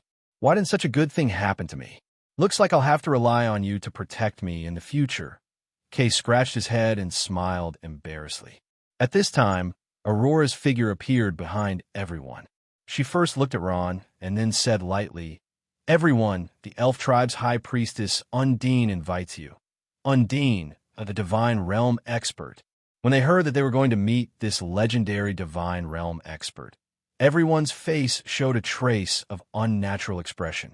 Kay also had a bitter face. He thought that this divine realm expert wouldn't tear him apart, right? In front of a divine realm expert, his sacred domain expert was just trash. Let's go, since they invited us.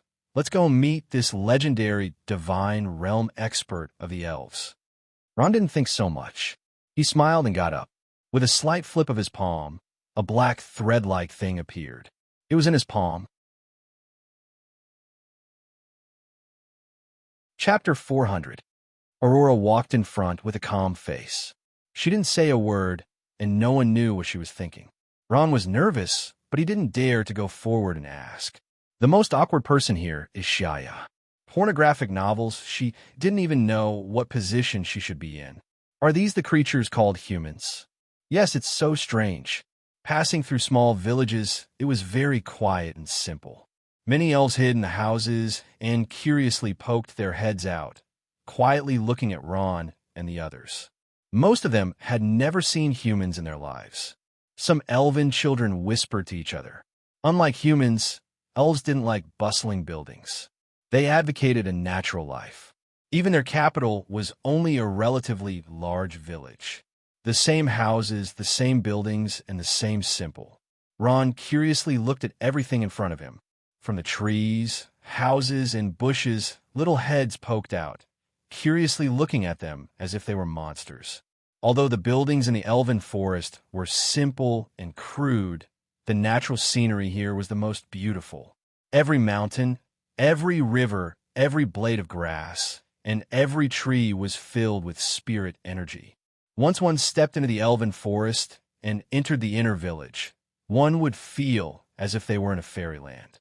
Ron didn't know if it was an illusion, but what made him feel strange was that there were some traces of destruction in the elven village here, as if there had been a war.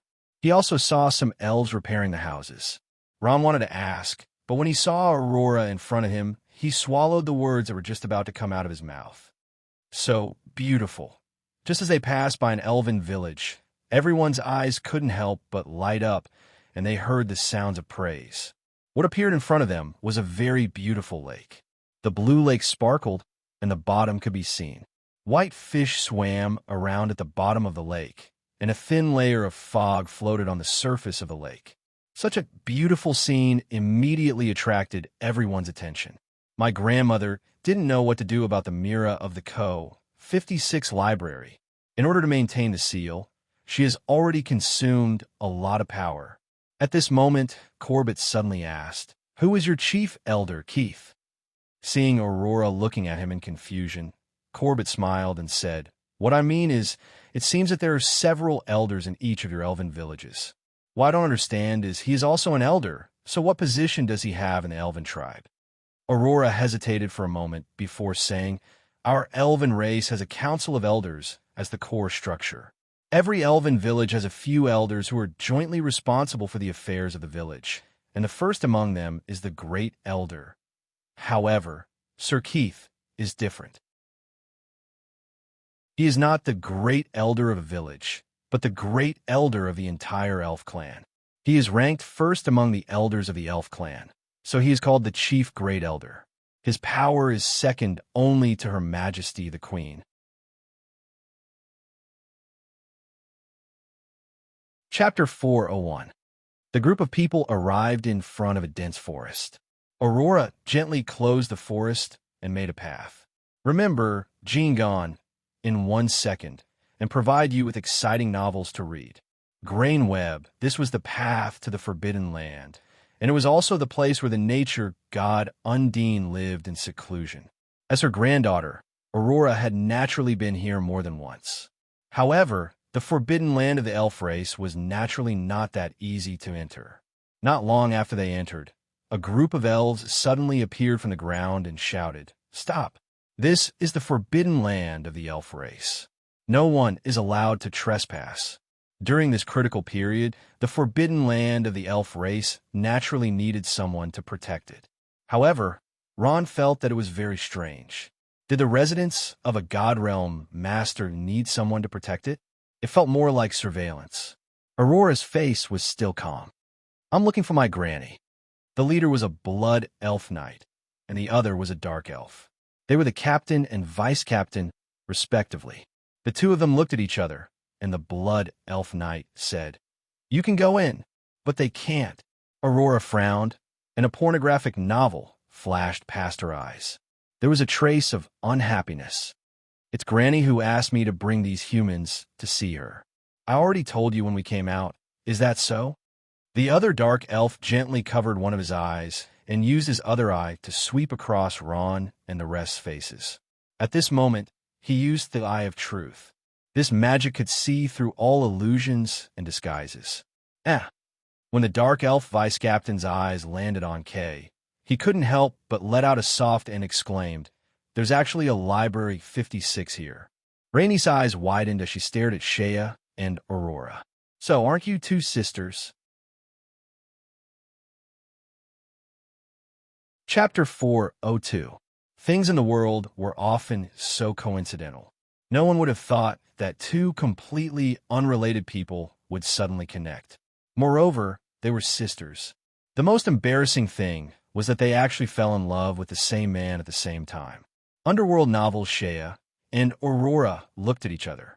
The corners of their mouths twitched a few times, and they lowered their heads at the same time. The words sister and sister seemed to weigh 1,000 pounds, and they couldn't say it out loud. K56 was a bookstore monster, so he hurriedly said, "Aurora, hurry up and greet them. This is your sister. This should be your sister, right?" Undine glanced at Xiaozhong. It seemed that Shea was slightly older. Aurora glanced at Shea, bit her lip, and lowered her head again. Her expression was complicated. The most awkward person here was undoubtedly Ron. His face was burning hot. He didn't expect Shea and Aurora to be sisters. The most troublesome thing was that one of them had slept with him. At this moment, Ron's head was about to explode. He couldn't wait to find a hole to hide in. For a moment, everyone was silent. No one spoke, and the atmosphere became extremely awkward. Undine sensed something. Her tone became serious, and she asked Aurora, "What's wrong? What's going on?" At this moment, Corbett paused for a moment, sighed, and glanced at Ron. Let me tell you about this. With that, he told him about the feud between Ron, Shea, and Aurora. Corbett didn't know about it. Most of it was told to him by Shea. However, Aurora didn't say anything after returning to the elf forest, so Undine didn't know much about it. She only knew that her granddaughter was bullied by a human. What? So it's you? Undine was angry even before she heard it. Wow, you stole Aurora's heart, and now you've hooked up with my other granddaughter. I. Undine was so angry that she couldn't help but pull out a dark green nature staff from her body. You're infuriating me. You scoundrel, I'll teach you a lesson today. Undine was so angry that she was dizzy. She waved the magic staff and was about to hit Ron's head. Corbett was shocked. Nini, don't. Grandma, don't hurt him. Aurora said anxiously. Aurora was fast, but a figure was faster than her. Grandma, it's all my fault. If you want to hit someone, hit me. It was Shea who spoke. She lowered her head sadly, not daring to meet Undine's murderous gaze. However, her tall body stood firmly in front of Ron. Becerra also stood in front of Ron like a chicken. Undine frowned and shouted coldly, "Get out of the way!" "No!" Shea, Aurora, and Becerra said in unison. The three women stood in front of Ron like protectors. They were shy but firm. Undine was stunned. Two of the three women were her granddaughters. She couldn't do it. She didn't know what to do now. Undine glanced at Ron. She saw Ron cowering in a corner like a wronged wife. She sighed in her heart. What was so good about this brat? All the outstanding girls were fighting to be the first to throw themselves at him. Two of them were her granddaughters. Undine cursed in her heart. She glanced at Corbett and saw a strange smile on his face. He wanted to laugh, but couldn't. She got even angrier. Old man, are you going to do something about this? Corbett's face turned bitter when he heard that. How can I do something about this? Nini, you saw it too. If you really kill this brat, I think they will be angry with you for the rest of their lives. Of course, he was referring to Shea and Aurora. Undine was at her wit's end. She glared at Corbett. This brat is just like you. Both are playboys. Corbett could only give a bitter smile. Undine glanced at Ron again. She muttered, "What's so good about this brat? Why does everyone treat him like a treasure?" Undine's face turned cold. Ron, you're called Ron, right? You've seen the situation. How do you plan to solve it? Ron shook his head. He said something that made Undine go crazy. I don't know. You don't know? Undine's anger flared up again. Heavens, you actually said you don't know? To think that my two granddaughters were willing to die for you. You actually said you don't know? She suddenly pointed at Shea and Aurora. Tell me, which one do you like? I like both. Ron was forced to the point that he had no other choice. He could only choke out this sentence. No, you can, Undine said resolutely. Our elf clan is a clan that values loyalty. Don't bring your human ways here. You can only choose one out of the two. Tell me, which one do you like? I. Being pressured by Undine's aura, Ron stammered and was unable to speak. In front of an angry expert of the god's domain. How could he get away with it so easily? Ron looked at Shea and then at Aurora. The three of them looked at each other. Their eyes were filled with eagerness. You can only choose one. Ron's heart was in a dilemma. He liked Aurora and also liked Shea. Even he himself didn't know that from the beginning to the end, he had always kept a place for Shea in his heart. As if seeing Ron's helplessness, Shea gritted her teeth, turned her head and said, "Grandma, this is actually all my fault. Ron and I have always been a misunderstanding. I won't fight with my sister. I quit." Shea's heart was in a mess. Her words were also intermittent. She didn't even know what she was saying. However, everyone understood the three words that she said. That was, "I quit." When she said this, Shea's face was filled with disappointment. Aurora also said, "Grandma, I actually don't like Ron either." Before Aurora could finish her words, "Wah!" she cried out and threw herself into Undine's arms. Shea's expression was also gloomy. Undine comforted Aurora in a low voice and glared fiercely at Ron. "It's all because of you." Her gaze fell on Becerra, and coldly said, I think this woman's relationship with you is not ordinary. Ron could only nod his head. In front of Undine, he didn't even dare to breathe loudly. Undine's aura was too strong. Moreover, this aura was completely directed at him. It was like a mountain pressing down on him. Humans are indeed all bad. Undine sneered. She also scolded Corbett. Corbett's face was filled with helplessness. He also knew that it was time for him to speak. He coughed lightly and said, Nini, I think, let's leave the young people's matters to them. We're all so old, and it's time for us to let go. It's not good to get involved. You see, the most crucial part of the matter was Aurora. As long as Aurora nodded her head, then the matter would be resolved. What Corbett meant was to let Aurora make the choice. But how could this matter be so easy? The tradition of monogamy in the elf tribe had been deeply rooted in people's hearts. Aurora's heart couldn't come around for a while. You mean if Shea and Aurora both like him and don't want to back out, then you want me to marry both my granddaughters to this guy? Undine's eyes widened as she asked rhetorically. Corbett didn't say anything and only nodded his head lightly. Undine sighed in her heart. She looked at the determined Shea and Aurora.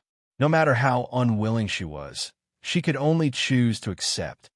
No, I can't let you get away with it so easily. At this moment, Undine stood up and stared at Ron sternly. She said coldly, Ron, I don't care about you humans. According to our elf tribe's tradition, it's impossible to marry more than one woman as a wife.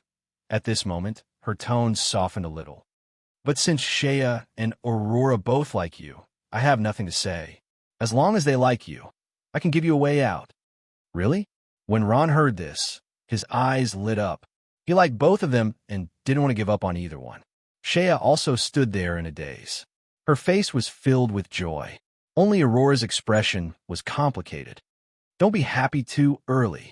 Undine laughed coldly. If you want to marry my two beautiful granddaughters, you have to pass my test. Moreover, this test can only be completed by you alone. Ron nodded his head and took a deep breath. His eyes shone with confidence. I'm not afraid of any challenge. Undine smiled. Very good. Then you go and prepare. My test isn't that simple. Ron nodded his head and walked to a place not far away. He sat down on a large rock and calmed his heart as he prepared to receive Undine's test. Ron felt that as a god domain expert, Undine's test wouldn't be that simple. What do you want? After Ron left, Corbett asked directly. Undine smiled. Nothing much. I just want to see his strength. I also want to see what kind of ability this fellow that my two granddaughters love so much has. When Shea and Aurora heard this, both of them immediately blushed. Pornographic novel, this. Corbett smiled embarrassedly. You won't do anything to him, right? Rest assured, it definitely won't kill him. Undine smiled and said. When everyone heard this, they felt relieved. Shea, Aurora, and Becerra all breathed a sigh of relief. But at this time, Undine slowly said, although there won't be any danger to his life, he still needs to be taught a lesson. Losing an arm or a leg is unavoidable. Let him remember that he dared to seduce my two granddaughters. He will have to pay the price. When everyone heard this, their originally relieved hearts were once again tensed up, and their hair stood on end. Corbett only felt a chill on his neck. In the past, he and Undine were both sacred domain experts. But now, Undine had stepped into the god domain. If they really fought, a sword saint, might not be able to last more than a few rounds in front of a nature mage god like Undine. Undine smiled and slowly stepped into the field. Are you ready? Undine asked. Ron opened his eyes and raised his head. His pitch-black eyes were filled with determination. Replying to my lady, I am ready. According to the customs of the Noah continent, all experts in the sacred domain and above were respectfully addressed as my lady. With Undine's strength, even experts in the sacred domain had to respectfully address her as my lady, let alone Ron. Chapter 4:03. Ron took a deep breath and slowly walked into the field. He took out the orange-red legendary staff from the space bag at his waist. Book bag, grain web. Undine made a sound of surprise. Her gaze fell on the legendary staff in Ron's hand. Orange red, a legendary weapon. No enchanter in the Noah continent can make this kind of weapon. You really have some skills. She smiled faintly. However, if you only have a good weapon without strength, then it's meaningless. Undine glanced at Ron. My test naturally won't be that simple.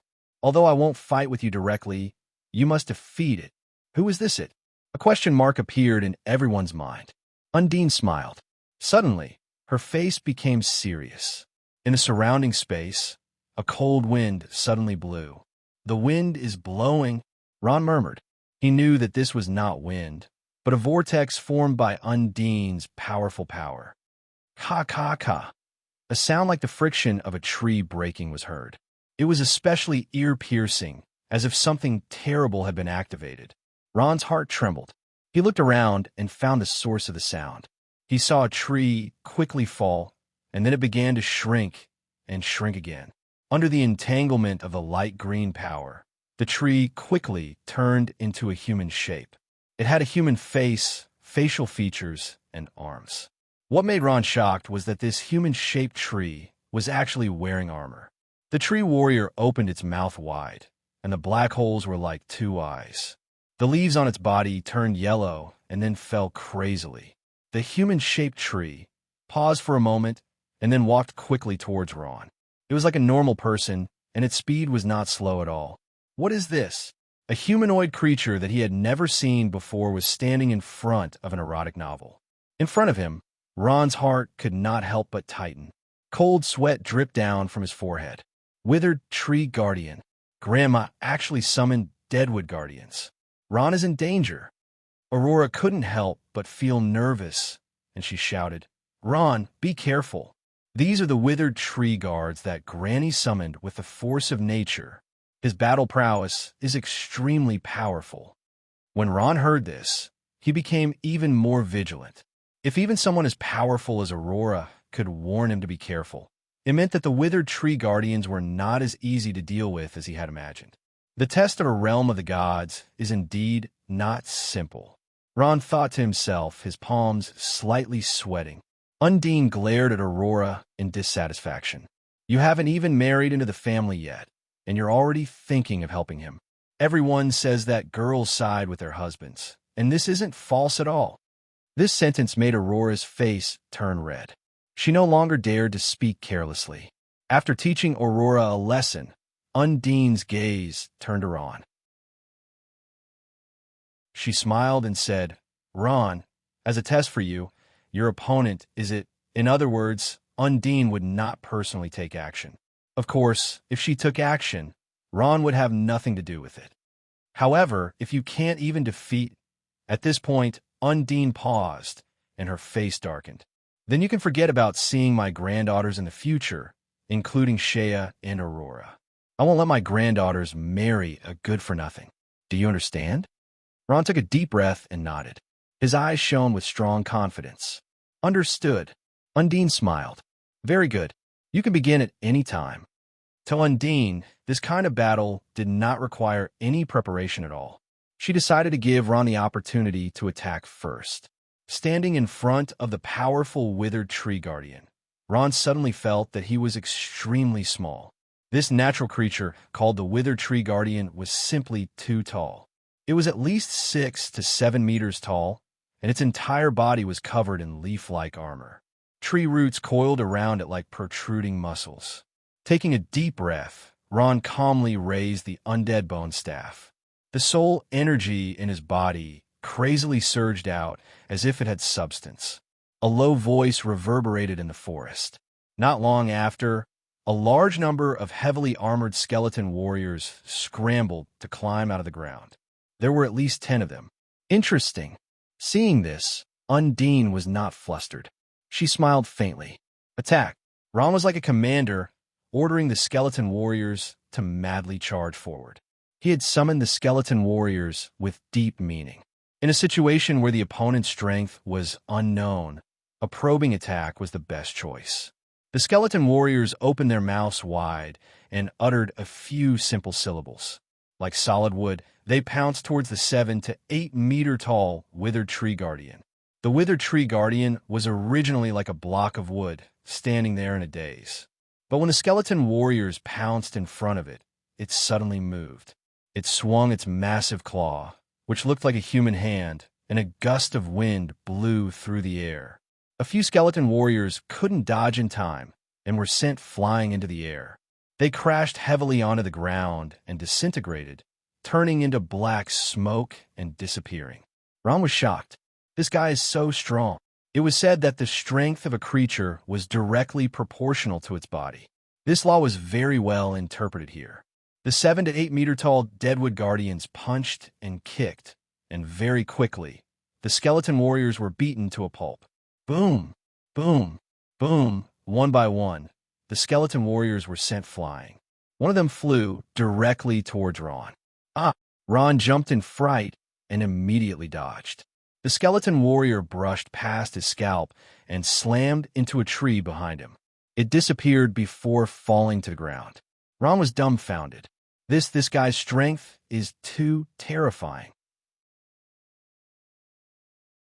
In reality, not only was the withered tree guardian terrifying, but its defense was also very strong. The skeleton warrior's greatsword was able to cut into the withered tree guardian's body, but the weapon seemed to be stuck in the tree and couldn't be pulled out. Just as it was pulled out, the withered tree guardian's giant claws arrived. What a powerful withered tree guardian! Shaya was dumbstruck. The strength of this summoned creature was beyond her expectations. Shaya thought that even if she were to face this withered tree guardian, she wouldn't be able to gain an advantage. Seeing that Ron was completely at a disadvantage, Becerra couldn't help but worry. Ron will be fine, right? Don't worry. Aurora's expression was very calm. Although Granny's withered tree guardian is very strong, Ron hasn't used his true strength yet. The show has only just begun. Just as Aurora said, the show had only just begun. After a round of probing attacks, Ron had a rough idea of the withered tree guardian's strength. It was strong, but its defense was equally strong and strange. Looks like I'll have to change my method of dealing with it, Ron thought. Skeleton mages. Ron pondered deeply. In this situation, skeleton mages that used long-range attacks were the best choice. Ron chanted in a low voice, summoning a large number of skeleton mages. They raised their staffs at the withered tree guardian, their eyes emitting a faint green light. Undine's brows furrowed. At that moment, countless magic bullets lit up in the skeleton mage's hands. Their white, bone-like hands waved lightly, and the magic bullets rained down on the withered tree guardian. Boom, boom, boom. The magic bullets exploded like cannonballs, and very quickly, the withered tree guardian was blasted open. At that moment, Ron had also grasped its weakness.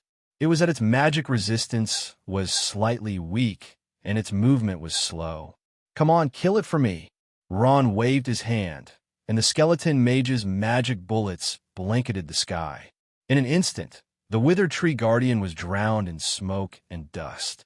Come on, Becerra, Rainey, and the others shouted crazily, cheering for Ron. Shaya and Aurora didn't dare to be so ostentatious, but expressions of joy for Ron surfaced on their faces. Corbett smiled, a look of admiration in his eyes. Ron had obtained an overwhelming victory. He let out a sigh of relief, and a relaxed expression appeared on his face. It seems like this withered tree guardian isn't that impressive after all. This kid is indeed quite capable. Those skeleton-like magicians, especially the fire element magicians, are the nemesis of my withered tree guardian. Undine thought to herself. At that moment, a smile appeared on her face. She picked up the dark green nature magic staff and waved it lightly. Like a conductor, a light green nature energy spread out. Ka, ka, ka, in the billowing smoke and dust, a familiar ear-piercing sound could be heard again.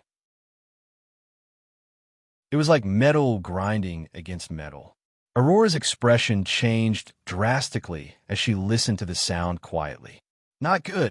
The bombardment finally stopped, and the smoke and dust began to disperse slowly. Is it over? Ron swallowed a mouthful of saliva and looked nervously at the dispersing smoke and dust. Suddenly, 2 red dots appeared in the smoke and dust. It was a pair of crazed and bloodthirsty eyes. What? Ron jumped in fright. He saw that the Wither Tree Guardian's aura suddenly changed and became berserk. At the same time, its body was constantly changing. Ka, ka, ka. The sound continued to ring out, and the Withered Tree Guardian's body began to grow bigger and taller. Its originally grayish-green body also turned into a dark black color, looking like hard iron. This is a Withered Tree Guardian. Grandma actually summoned a Withered Tree Guardian.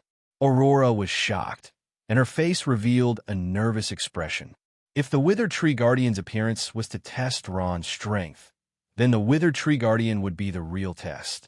At this moment, Aurora recalled that Grandma had said that although she wouldn't kill Ron, she would make him lose an arm or a leg. It wasn't a lie. She really wanted to teach Ron a lesson. At this moment, Aurora began to worry about Ron. This Withered Tree Guardian seems to be a little bigger than the Withered Tree Guardian. Is it very powerful?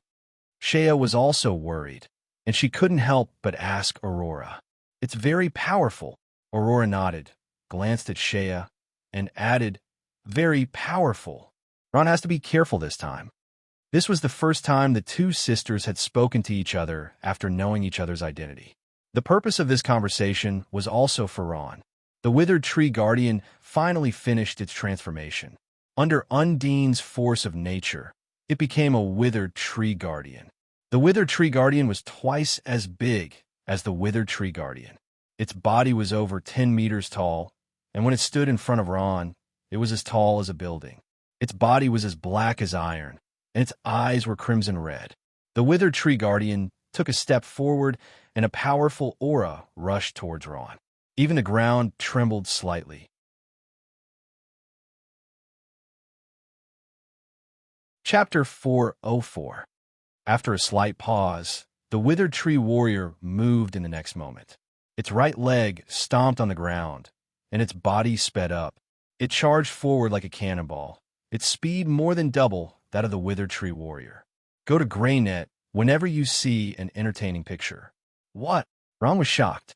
He didn't expect the Withered Tree Warrior to be so fast. He immediately retreated, and, at the same time, the skeleton sorcerers began their counterattack. The Withered Tree Warrior's target wasn't Ron, but the skeleton sorcerers who were casting spells. The Withered Tree Warrior charged towards the skeleton sorcerers. The Withered Tree Warrior's magic resistance was clearly much higher than the Withered Tree Guardians. These low-level spells barely dealt any damage to them. Even the skeleton hero's heavy greatsword only left a shallow mark on the Withered Tree Warrior's body. The Withered Tree Warrior's defense was too insane. The Withered Tree Warrior charged towards the skeleton sorcerers like a ferocious tiger. It raised its huge, hard fists and smashed them down. With its iron fists flying and its huge feet stomping, the 10-meter-tall Withered Tree Warrior was like an invincible giant in the eyes of the skeleton sorcerers. Soon, Ron's skeleton army was torn apart. With the appearance of the powerful Withered Tree Warrior, the situation took a turn for the worse. Everyone began to worry. At the same time, the Withered Tree Warrior began to target Ron. It took a huge step forward and arrived in front of Ron in a few steps. It raised its fist and smashed it down. Ron, be careful. Becerra, Rainey, Shea, and Aurora cried out anxiously. The huge fist came, and Ron could only use the fog spell to escape. The Withered Tree Warrior's heavy fist smashed into the ground, creating a huge crater. That was close. Ron had a lingering fear. Although he had escaped, the situation was still not good. At this time, the Withered Tree Warrior attacked again. Ron could only dodge again, and the fist brushed past his body. Ron! Aurora could not help but worry about Ron's safety. In order to test Ron, her grandmother had actually summoned the Withered Tree Warriors. To him, this was not a small challenge. The Withered Tree Warrior's strength was equivalent to a master-level powerhouse. Undine smiled. That's right, her so-called test was originally just the Withered Tree Guardians, but after seeing Ron's strength, she changed her mind and summoned the Withered Tree Warriors, directly increasing the difficulty. Who asked you to be so arrogant? Now, you're being chased all over the place by my withered tree warriors. Undine smiled proudly. Brother Ron, quickly fight back. Quickly defeat it. Rainey stomped her feet and shouted loudly. Damn it, if it were me, I would have sent it flying with a single punch. Kay raised her small fist angrily. Don't underestimate this small fist. Now, Ron could already become a golden Beaumont with the strength of the sacred domain. In the past, when he had no strength, it was always Ron who protected him. Now, he really hoped to be able to protect Ron. However, this battle was related to Undine's test for Ron. He could not interfere. Damn it, dodging like this is not a solution. Black Knight? No, but this guy is too strong. I'm afraid even the Black Knight is not its match. Ron immediately rejected the Black Knight. His mind turned quickly. Looks like I have to summon the Terror Knight. He gritted his teeth and raised his soul energy to the highest level. In the shining hexagram, the huge Terror Knight in heavy armor appeared in front of everyone. With a heavy body and a sharp, long sword, the Terror Knight stood quietly in front of Ron like a guardian knight. Under the cold mask, it exuded an aura of death. Seeing the sudden appearance of the Terror Knight, Undine's eyes showed a rare trace of seriousness. The undead creature that appeared this time is not simple at all. Pornographic novels, the withered tree warrior's red eyes shone brightly. Unafraid of the aura of death on the Terror Knight, the withered tree warrior threw a punch at it. Even though the Terror Knight's body was huge, it still paled in comparison to the withered tree warrior, which was more than 10 meters tall. Facing the withered tree warrior's huge punch, it wisely chose to defend. It raised its heavy shield high and blocked the withered tree warrior's attack. Boom! The force of nature and the aura of death collided with each other, releasing a strong aura. The battle between the two summoned creatures had begun in an instant. The two big fellows engaged in an intense melee on the flat ground. When the two forces collided, huge sparks burst out. The sound spread, and the surrounding people's eardrums started to hurt. One was strong and heavy, while the other's defense and attack could be said to be perfect. Who will be the final victor between the two? This scene filled everyone's hearts with shock. They didn't think that Ron's summoned creature would be able to fight evenly with Undine's summoned creature. The battle continued, and a large amount of dust rose. Some people had no choice but to retreat far away to make space. The battle between the Terror Knight and the withered tree warrior became even more intense. This brat is a bit difficult to deal with. Undine frowned. She had already raised the withered tree warrior's strength to the highest level, but it still couldn't do anything to Ron. The terrifying skeleton knight riding the burning bone horse was too strong. The withered tree warrior alone wouldn't be able to defeat it so easily. A green light flashed in the Terror Knight's eyes. Like a demon from hell, its body suddenly burst into flames. It raised its devilishly curved, long sword high up and viciously slashed at the withered tree warrior. Boom! A black light flashed, and the withered tree warrior's arm was chopped off by the Terror Knight's devilishly huge longsword. In an instant, the withered tree warrior's fighting strength was greatly reduced. In terms of attack and defense, the Terror Knight was still superior. Victory! Becerra and Rainey saw the situation and immediately cheered. Don't be happy too early. A cold voice came from the side. Aurora's face was solemn, and there wasn't a trace of happiness on her face. Ah! Becerra and Rainey's eyes flashed with confusion. As expected, after a short moment, a green light flashed, and the withered tree warrior's chopped-off arm was immediately healed. I knew it. Ron swore in his heart. These natural-type summon creatures had top-notch recovery abilities. Thorns. At this time, the withered tree warrior obviously changed its battle strategy. It clenched its fists, and countless sharp thorns suddenly grew from its body. Each of the thorns stood up like a sharp sword, and the sharp and hard thorns protected its entire body like armor. Thorns was a natural-type magic skill that could be used by the withered tree warrior. Its function was to increase its defense, and it could also reflect a portion of the attack. The withered tree warrior that used the thorn spell was even more difficult to deal with. The Terror Knight's attacks hurt it, but it also hurt itself. The Withered Tree Warrior's disadvantageous situation was slowly turned around, and the Terror Knight was completely at a disadvantage. Entangling Roots. The Withered Tree Warrior released its natural type magic again. This time, the Terror Knight wasn't so lucky. It was tightly entangled by countless roots that suddenly sprouted from the ground. The Terror Knight struggled with all its might, and its huge sword chopped off many of the roots that looked like tree roots. However, each root was as thick as a thigh, and there were countless of them. Every time one was chopped off, another would grow out. The Terror Knight's struggle was futile. At this time, its feet left the ground, and it was tightly entangled, unable to move. Everyone's hearts were in their throats. They knew that this time, Ron was going to lose. Ron turned pale with fright. At this time, he finally saw clearly that those root-like things were actually the Withered Tree Warrior's feet. At this time, the Withered Tree Warrior's feet were directly inserted into the ground, and countless roots shot towards him through the ground. Shadowmas. Ron could only use this undead magic to escape. However, this time, his movements were seen through by Undine. A root had already wrapped around his arm. Break it! Ron was still relatively calm. With a flash in his hand, a sharp bone spike appeared, and he cut off the roots that were wrapped around his arm. At the same time, he immediately summoned the gargoyle and flew into the air. Ron knew that in a situation where he didn't know when those terrifying roots would appear on the ground, the only way out was to fly. Ron was very fast, but Undine was even faster. Just as the gargoyle left the ground, a few roots suddenly shot up from the ground and firmly entangled the gargoyle's feet, forcibly dragging it down from the sky.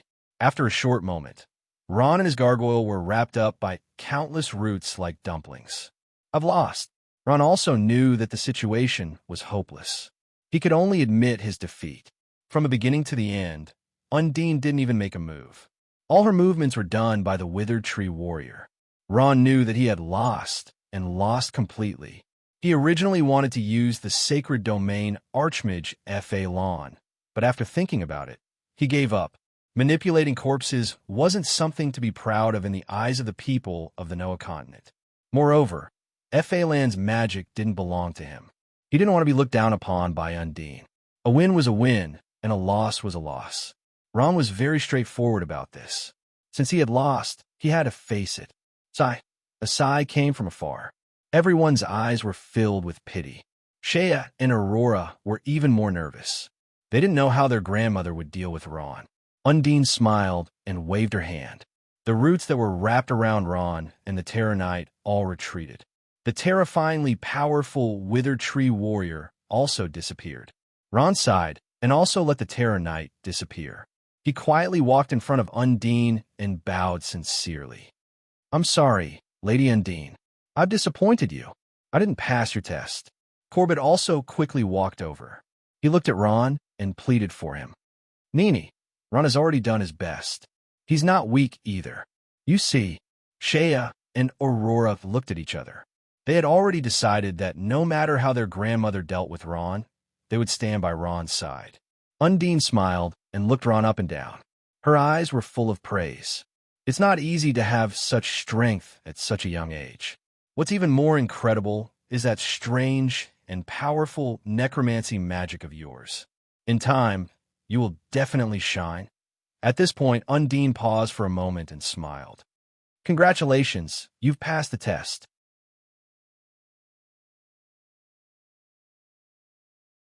Chapter 405. That's great.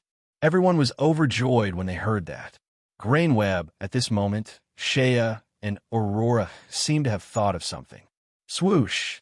Their faces turned red. Especially pornographic novels. It was Aurora.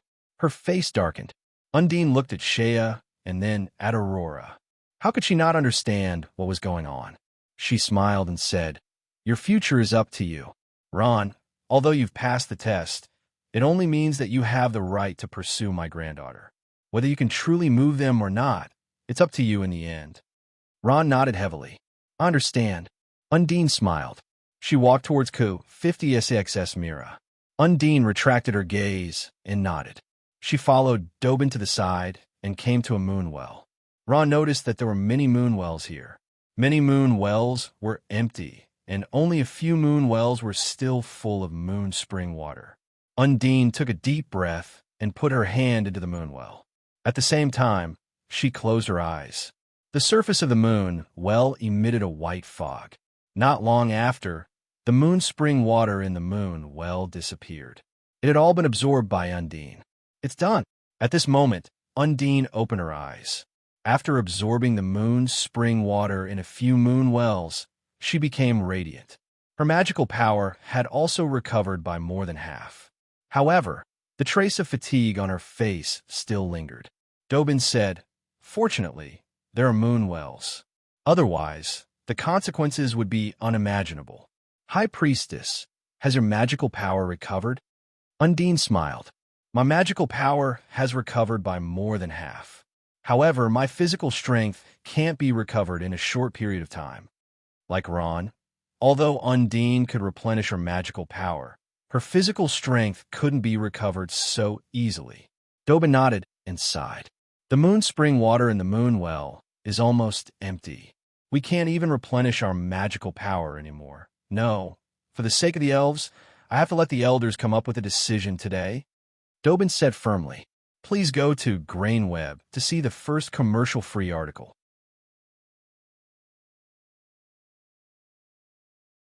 Chapter 406. Stamina. Ron muttered to himself and exchanged glances with Rainey beside him. He nodded. It seemed like it was time to do something for the elves. Underworld novel, Grainweb. He took a step forward and handed over the few bottles of stamina potion he had in his space bag. "What's this?" Undine took it and asked curiously. Ron smiled and said, "This is a stamina potion. When you're exhausted, drink it and you'll recover a lot of stamina." "What? You actually have stamina potions?" Undine held the white bottle in her hand, half in disbelief. "Where did you get this? Could it be?" She originally thought that it was a dimensional store. Unexpectedly, Rainey puffed out her chest and proudly said, "I concocted it." "You're a pharmacist?" Undine was extremely surprised to hear that. She didn't expect this human girl to know how to concoct potions. One had to know that pharmacists were a profession that everyone in the Noah continent wanted to recruit. Pornographic novels, once the potion entered her mouth, Undine knew that it was real. She only felt a warm current rising from her stomach, and her stamina was slowly recovering. The effect is not bad. Undine couldn't help but exclaim. Just then, a large group of people walked over from afar. "Elder Keith! Elder Keith!" The elves saw him and bowed one after another. Undine frowned. "Why is he here?" The person who came was the Elven clan's chief elder, Keith. He had the elf bloodline of the Elven clan. He had a head full of long golden hair that was combed neatly behind his head. He was about 56 centimeters tall. "Mara, this strange beast from the realm of the gods, has more advantages than disadvantages for us elves."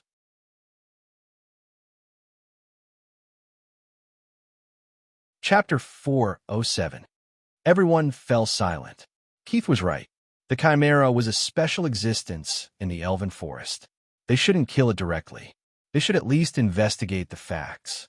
However, the Chimera was too powerful. Other than Undine, there was no one else who could deal with it. It was no wonder the elves were so afraid. "Take a look. Grainweb." No one said anything. Even some elders agreed. At this time, the most important person spoke. "You're right, but—" Undine raised her head and looked at Keith. She said calmly, "There's no time. The seal won't last long. I've already absorbed all the moon water in the moon well. If the Chimera attacks the seal again, the consequences will be unimaginable." Everyone was moved by Undine's words. Many of the members of the Elder Council who had originally agreed with the idea began to ponder. At this time, an elf coughed and said, "I think the High Priestess is too worried. The moon water will be restored the next night." It can't be so coincidental." Undine looked over. It was a blood elf elder she didn't recognize. She asked, "Who are you?" Keith smiled and introduced, "High Priestess, this is the new 9th Elder Waldron." He hasn't been in office for a month, so you don't know him yet. Waldron quickly bowed to the High Priestess. High Priestess. Waldron smiled and bowed deeply. He was no more than 30 years old and was quite handsome. He already had the strength of the sacred domain at such a young age. Many female elves were secretly in love with him. However, he was still unmarried. Seeing Waldron smile, Undine frowned. For some reason, she felt that this new Ninth Elder's smile was a little sinister. The new Ninth Elder? Where's the original Elder Weiss? Undine muttered. She felt that something was wrong. Since when was there a new Elder? Ninth Elder Weiss was a green elf like her. He was a powerful dragon druid who could transform into a powerful wyvern. He had always been on good terms with Undine. Keith smiled and said proudly, Elder Weiss broke the elven law. I've already locked him up. His duties and authority as an elder will be temporarily exercised by Waldron. Broke the law? Undine was shocked. Well, how did he break? Keith glanced at Undine. He moved his mouth and said, corruption. Pornographic novels embezzlement. Undine was shocked. Elder Weiss actually embezzled? In Undine's impression, the chubby Wes had always been honest and easygoing. He was always smiling all day long. Undine refused to believe that he would be corrupt. That's right. Elder Weiss has always been on good terms with me. But who would have thought that he would do such a thing? Sigh, you may know a person for a long time without understanding his true nature. Keith sighed with a pained expression on his face. Great Elder Keith, that's enough. Second Elder Dobin couldn't take it anymore. He jumped out and retorted, there's no conclusion on Elder Weiss's matter. We lack the most crucial evidence. Everything is just a suspicion. The big hat of corruption can't be pinned on him yet. Dobin and Weiss were old friends, so he had to speak up here. Looking at the red-faced Dobin, Keith didn't panic. He smiled and said, Hee, Elder Dobin, I know that. That's why I let Waldron take over temporarily. Once it's clear that Elder Weiss is innocent, he'll naturally return to his position as an elder. I'd be a fool to believe you. Looking at Keith's smiling face, Dobin thought. He gritted his teeth and wanted to punch him. This guy's words were fake. If you really believed him, he would sell you out. With Elder Weiss's temper, even if it wasn't clear in the end, he wouldn't have the face to continue being an elder. Great Elder Keith, Elder Weiss's matter must be investigated thoroughly. If there's no concrete evidence, I hope to clear his name. Ever since Undine left the KH-56 library, she didn't have any playmates. Today, she suddenly had so many friends. She was overjoyed. Go to Grain Web to see the first commercial-free article.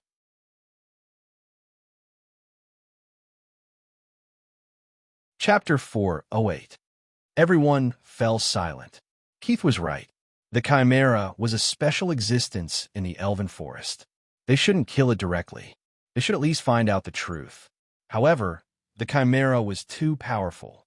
Other than Undine, no one else could deal with it. It was no wonder the elves were so afraid. Bookbag, Grain Web. No one spoke. Even some elders agreed. At this time, the most important person spoke. You're right, but... Undine raised her head and looked at Keith. She said calmly, there's no time. The seal won't last for long.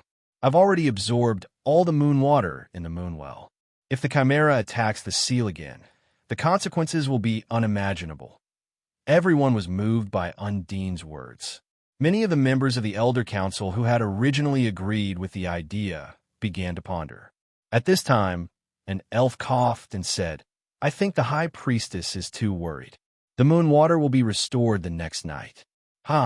It can't be so coincidental. Undine looked over. It was a blood elf elder she didn't recognize. She asked, who are you? Keith smiled and introduced, High Priestess, this is the new Ninth Elder Waldron. He hasn't been in office for a month, so you don't know him yet. Waldron quickly bowed to the High Priestess.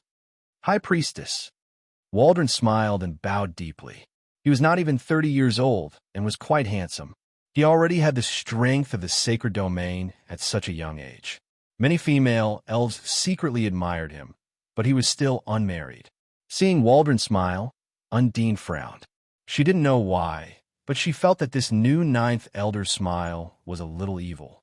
The new Ninth Elder? Where's the original Elder Weiss? Undine muttered. She felt that something was wrong. Since when was there a new elder? Ninth Elder Weiss was a green elf like her. He was a powerful dragon druid who could transform into a powerful wyvern. He had always been on good terms with Undine. Keith smiled and said proudly, "Because Elder Weiss broke the elven law, I've already locked him up. His duties and authority as an elder will be temporarily exercised by Waldron." Broke the law? Undine was shocked. What did he break? Keith glanced at Undine. His mouth moved, and two words came out. Corruption. Embezzlement. Undine was shocked. Elder Weiss actually embezzled? In Undine's impression, the chubby Wes had always been honest and easygoing. He was always smiling all day long. Undine refused to believe that he would be corrupt. That's right. Elder Weiss has always been on good terms with me, but who would have thought that he would do such a thing? Sigh. You may know a person for a long time without understanding his true nature. Keith sighed with a pained expression on his face. Great Elder Keith. That's enough. Second Elder Dobin couldn't take it anymore. He jumped out and retorted, "There's no conclusion on Elder Weiss's matter. We lack the most crucial evidence. Everything is just a suspicion. The big hat of corruption can't be pinned on him yet. Dobin and Weiss were old friends, so he had to speak up here." Looking at the red-faced Dobin, Keith didn't panic. He smiled and said, Elder Dobin, I know that. That's why I let Waldron take over temporarily. Once it's clear that Elder Weiss is innocent, he will naturally return to his position as an elder." Well, I'd be a fool to believe you. Looking at Keith's smiling face, Dobin thought. He gritted his teeth and wanted to punch him. This guy's words were fake. If you really believed him, he would sell you out. With Elder Weiss's temper, even if it wasn't clear in the end, he wouldn't have the face to continue being an elder. Great Elder Keith, Elder Weiss's matter must be investigated clearly. If there's no concrete evidence, I hope to clear his name. Ever since Undine left the K56 library, she didn't have any playmates. Today, she suddenly had so many friends. She was overjoyed. Go to Granary Web to see the first commercial-free article.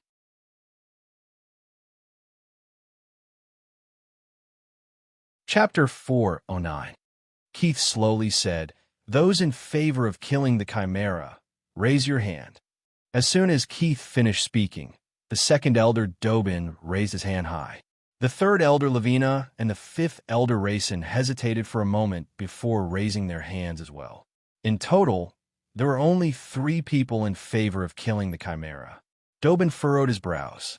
He didn't think that the elders would still oppose the idea of killing the Chimera, even though the situation was already so grim. The 7th Elder, 8th Elder, and 9th Elder were basically hopeless. They were all Keith's people and only followed Keith's lead.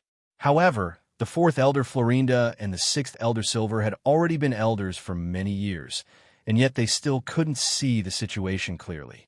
This made Dobin a little disappointed. Grand Elder Keith smiled. Now, those who oppose killing the Chimera and want to wait until the facts are clear before making a decision, raise your hand. After saying this, he raised his hand high. The 7th Elder Radcliffe, the 8th Elder Tompkin, and the 9th Elder Waldron all raised their hands at the same time. Keith smiled confidently and looked at the 4th Elder Florinda and the 6th Elder Silver. What do the 2 elders think? I abstain. I abstain. Florinda and Silver looked at each other and spoke in a low voice. Keith slowly sat down, looking like he was reading a pornographic novel. He smiled and said, "The life of the Chimera in the 456 book vault naturally has its own plans. A shocking conspiracy is slowly taking shape. For the first commercial-free article, please go to the website."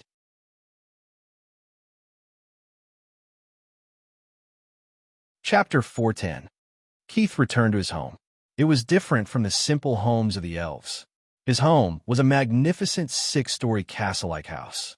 It was located at the best location of the World Tree.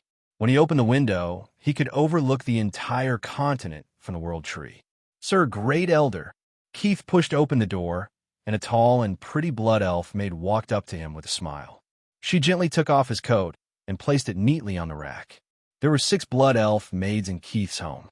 Compared to the poor elves, there were 56 books in the library. "Forget it. Let's not talk about this anymore." Keith, your main job in the Noah continent is to cooperate with us. Finding the great commander is just a matter of convenience. If there is any news, follow it up. However, you should focus on your current work. So I'll pause for a moment before continuing. By the way, Keith, let me tell you something. Our army may take action against the Noah continent in the near future. The powerhouses of the army are working hard to open a dimensional door. One day, our powerful army will come to this continent in an overwhelming manner. You have to be mentally prepared and understand the situation of the entire continent. At the same time, you have to control the elves and cooperate with them. We will take down the Noah continent in one go and kill all those who resist. Keith, your operation is the most crucial part. Keith immediately knelt down. His eyes were filled with determination as he loudly said, "It is my duty to share your burdens and serve the army." Keith hopes that one day, I will be able to wear the army's armor and stand proudly on the land of the Noah continent.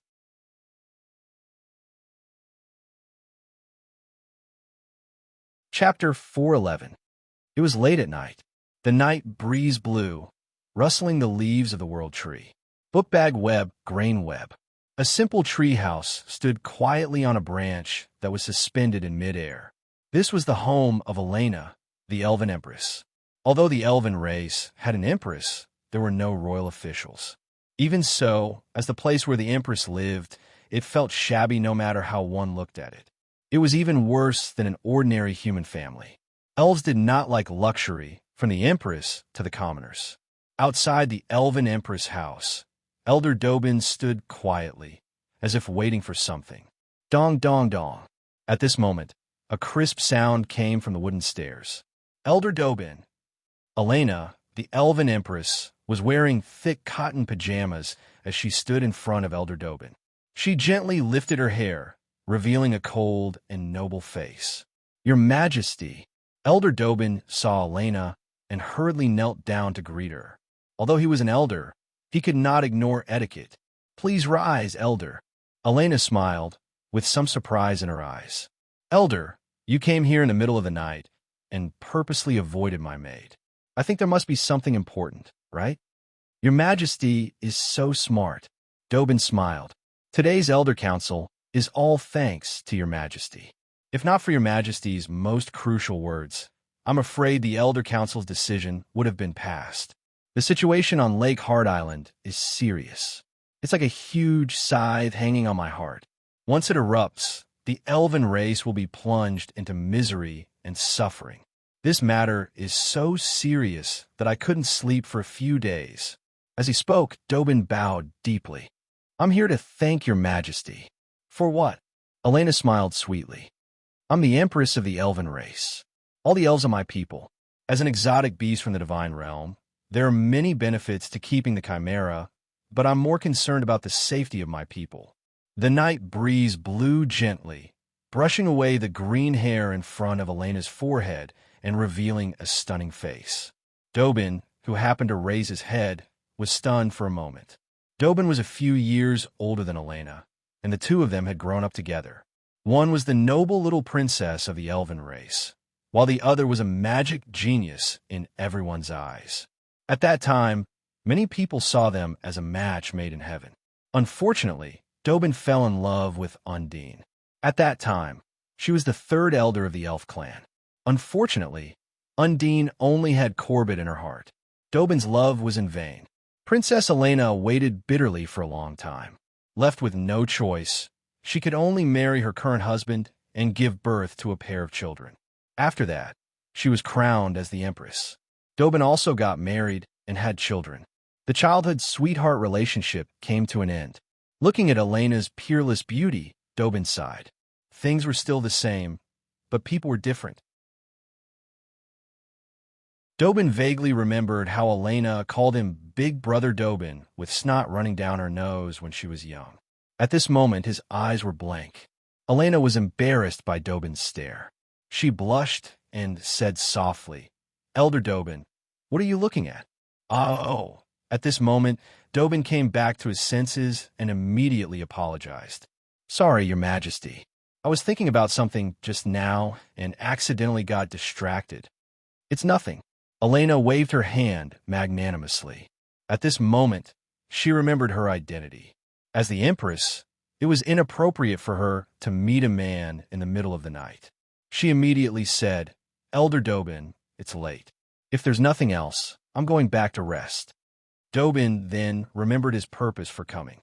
He hurriedly said, "Your Majesty, don't be in such a hurry. I have a request." Elena was about to leave when she heard this. She stopped in her tracks. "Please speak, Elder Dobin." Dobin raised his head and stared at Elena. He said calmly, "I wonder what your Majesty thinks of Keith." "Great Elder Keith?" Elena was shocked. Why was he suddenly talking about this person? She pondered for a moment and said cautiously, "I'm sorry, Elder Dobin. With my identity, it seems that I shouldn't interfere too much with the matters of the Elder Council." Dobin took a step forward. "This is a serious matter.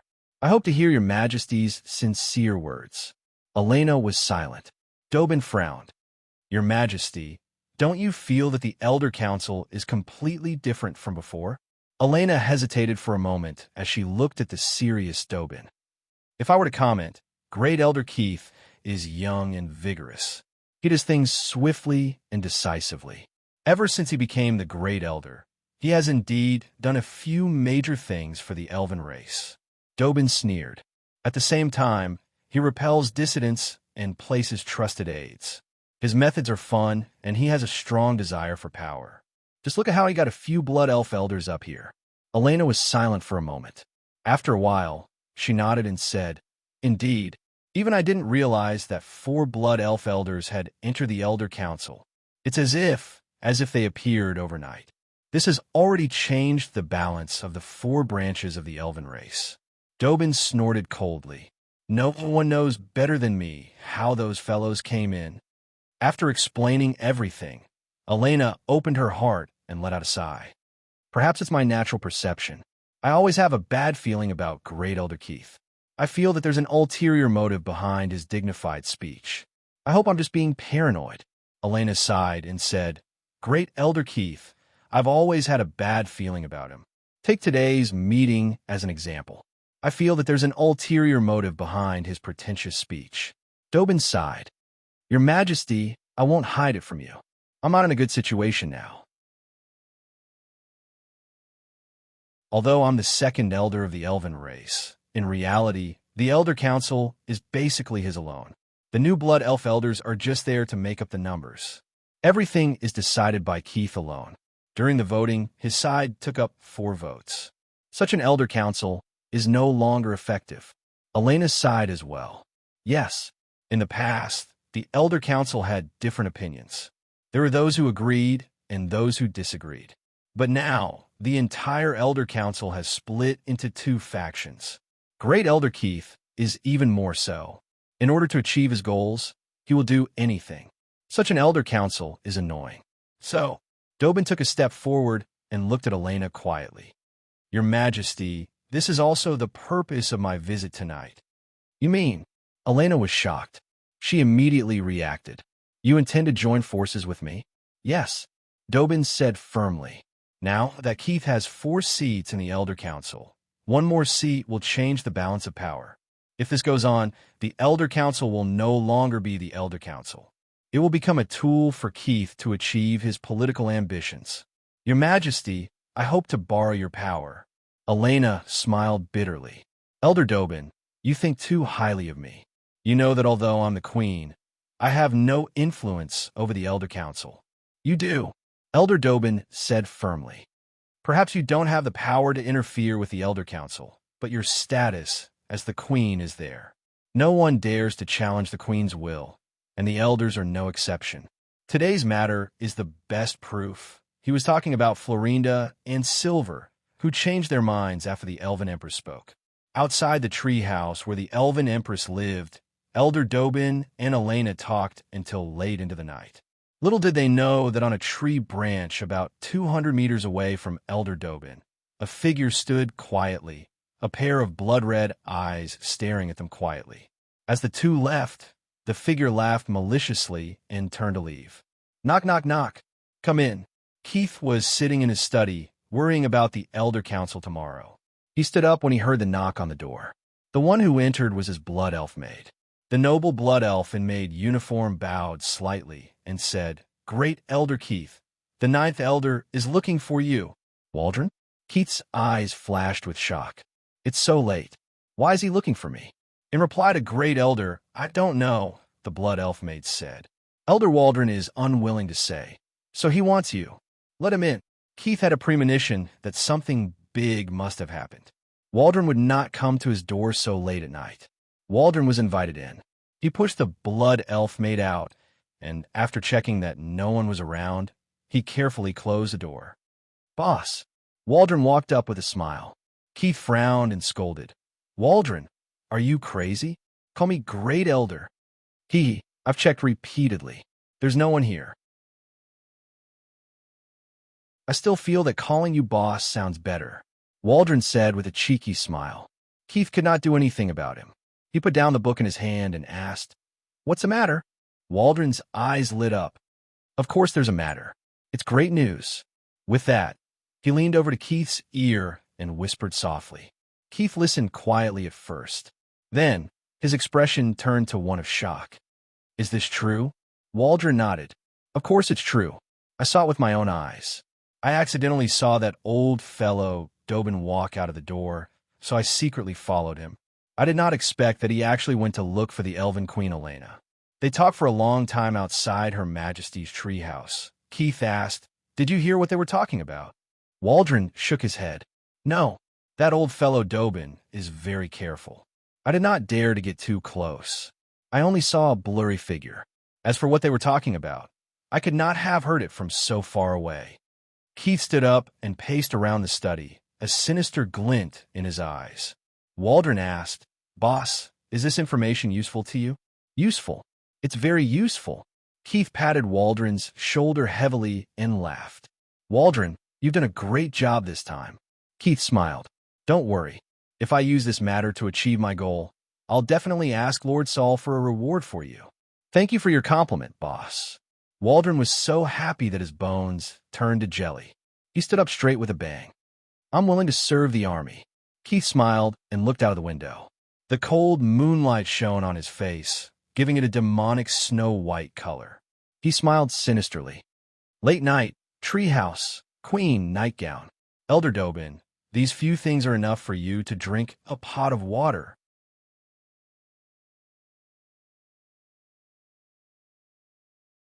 Chapter 412. The next day, the 9 elders appeared at the meeting place on time. Elena sat in the middle, and the 9 elders sat in their respective seats. Grain web, when they sat down, Dobin looked in Elena's direction and saw support in her eyes. Keith looked at the two of them and sneered. "You'll know in a while." He stood up, cleared his throat, and said, "The meeting is now called for. If anyone has anything to discuss, just say it." Dobin stood up. He decided to strike first. "Now that there's nothing to do, I followed them from Library 56. I actually saw something that I usually don't see," Waldron said with a sinister smile. Elena's face had already turned pale. "Tell me, what did you see?" Keith interrupted with a smile. I saw." Waldron smiled and looked at Elena. "I saw Elder Dobin and Her Majesty having a rendezvous." "Nonsense. Shameless." As soon as Waldron finished speaking, Dobin and Elena both scolded him. Lavina frowned. "Elder Waldron, you can eat whatever you want, but you can't say whatever you want. Even if you're a member of the Elder Council, you have to take responsibility for spreading rumors about Her Majesty." "That's right, Elder Waldron. You can't say whatever you want. Be more specific. What else did you see?" Keith said with a smile. His tone sounded as if he wanted to see the world in chaos. Of course I'm not talking nonsense. I saw it with my own eyes." Waldron smiled proudly. "I also saw that not long after Elder Dobin arrived, Her Majesty came out. She was wearing a white silk nightgown, and she threw herself into Elder Dobin's arms as soon as she saw him. Elder Dobin was also naughty. He kissed, touched, and nibbled on our beloved Her Majesty, and he almost took off her clothes." Waldron described vividly, and his peach blossom eyes were filled with lust. You bastard." Elena was so angry that she couldn't even speak properly. Her lips trembled, and her body trembled involuntarily. Elder Dobin's face alternated between green and white. At this moment, he finally understood that he had stepped into a meticulously set trap.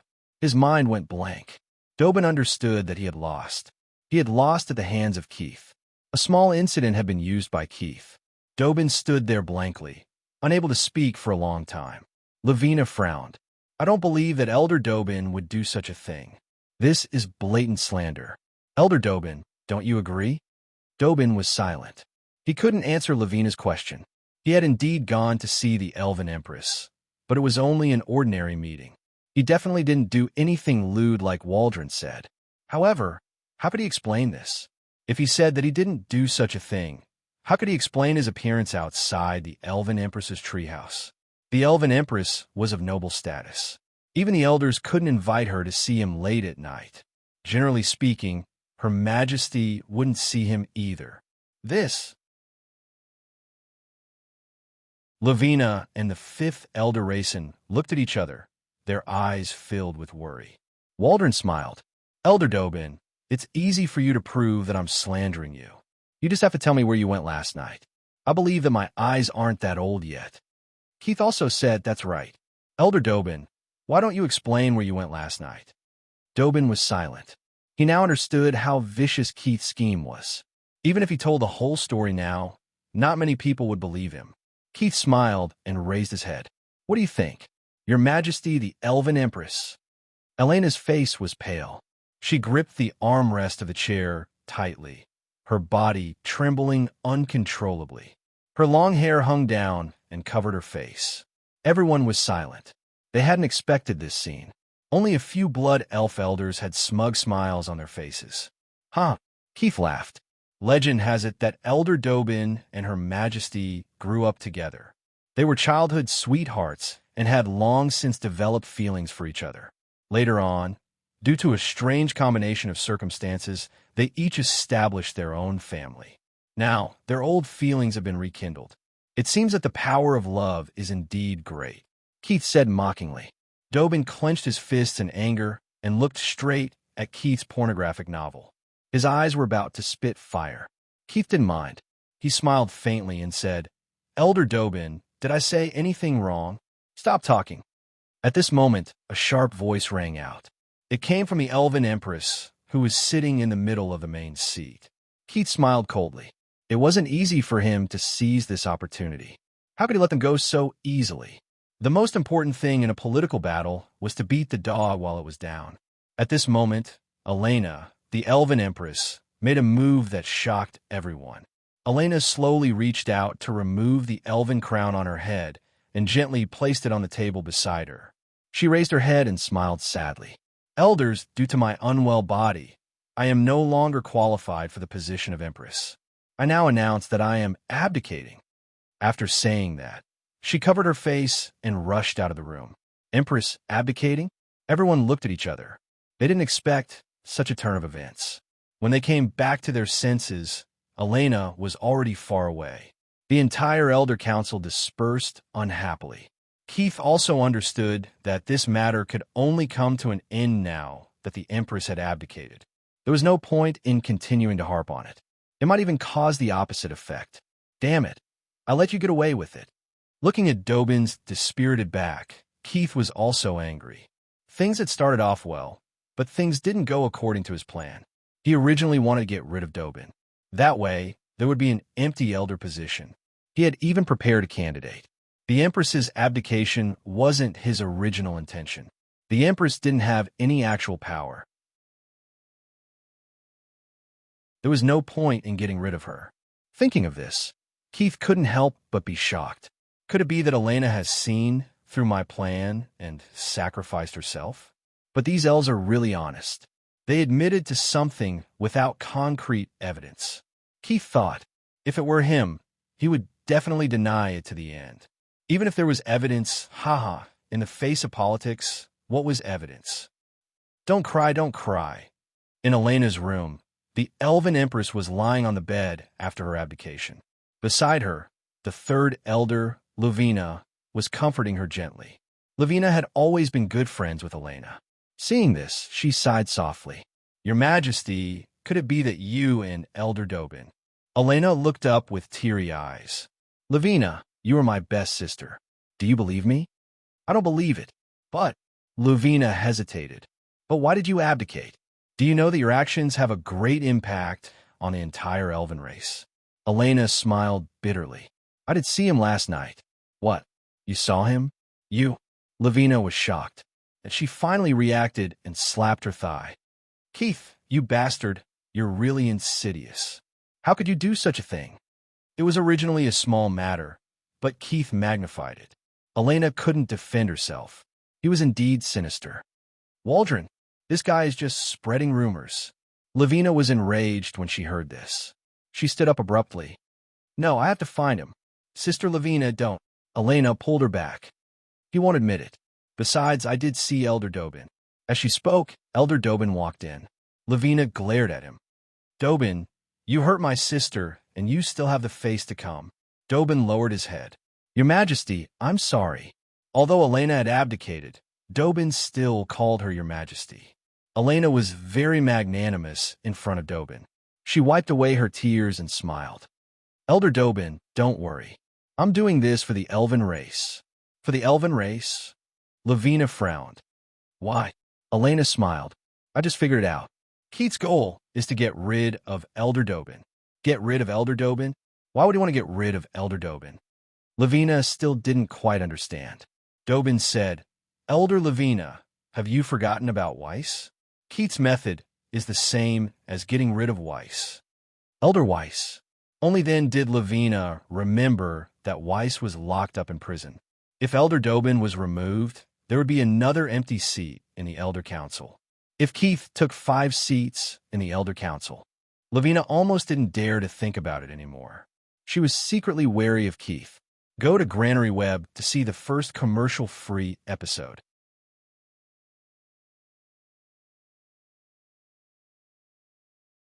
Chapter 414. Slya rode on Aurora's hippogriff while Edge transformed into his flying form and rushed towards the Elven Queen's house at the fastest speed. When the 3 of them arrived at the Elven Queen's house, they were stunned by the scene in front of them. Remember Jingon in 1 second and provide you with an exciting novel to read.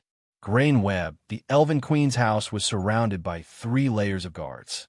Teams of blood elves were patrolling and guarding the surroundings. Aurora frowned.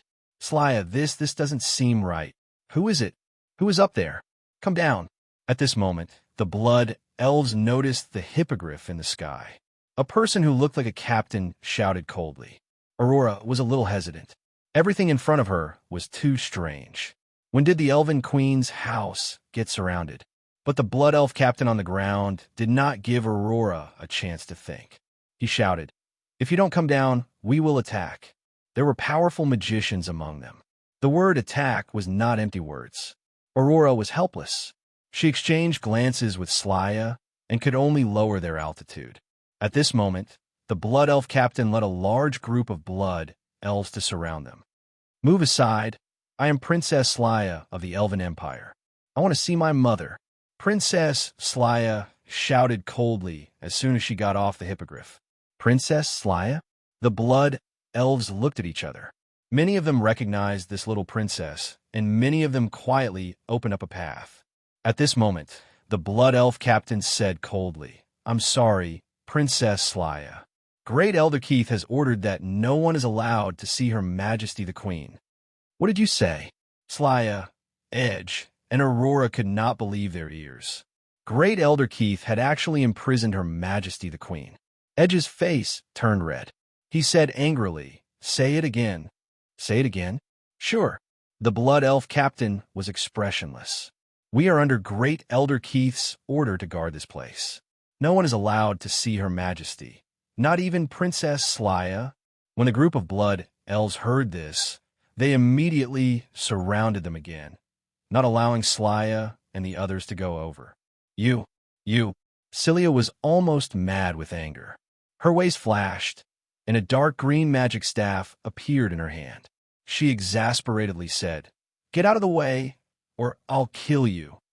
In the face of Celia's threat, The blood elf captain's expression remained unchanged as he said indifferently, "If Princess Cilia wants to kill me, then naturally you can." He paused and raised his voice. "Where's the vice captain?" "Here." Another blood elf stepped forward. He was a blood elf knight in heavy armor.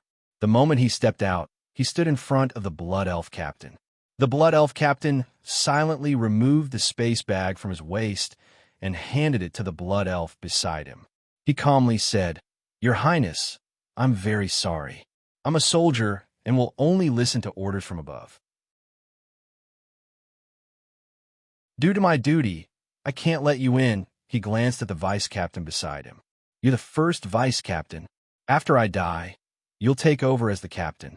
As for whether you let them in or not, that's not up to me." The vice captain smiled proudly. "Don't worry, Captain.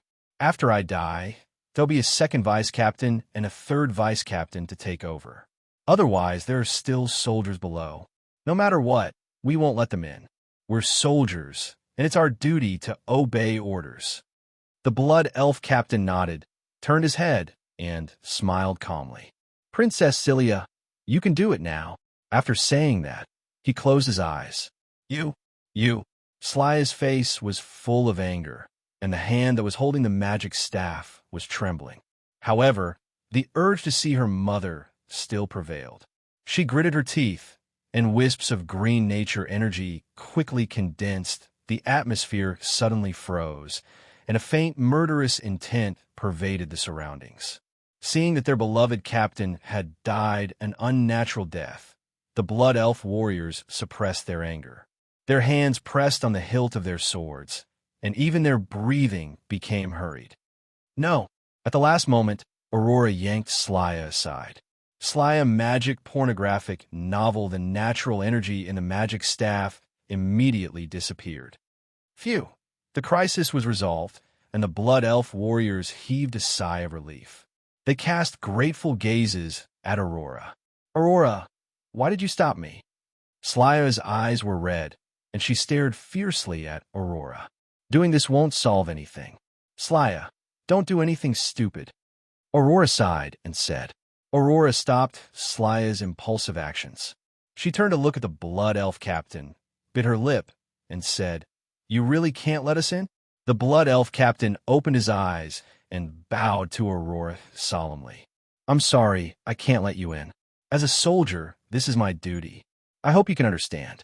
"I hope your highness can understand," Aurora sighed. "Is there no other way?" The blood elf captain hesitated for a moment before reminding her. "There is. If you can get Great Elder Keith's warrant, I can let you in." Aurora nodded. "Thank you. You're welcome. Let's go." Aurora tugged at Slaya. "Aurora, why did you pull me just now?"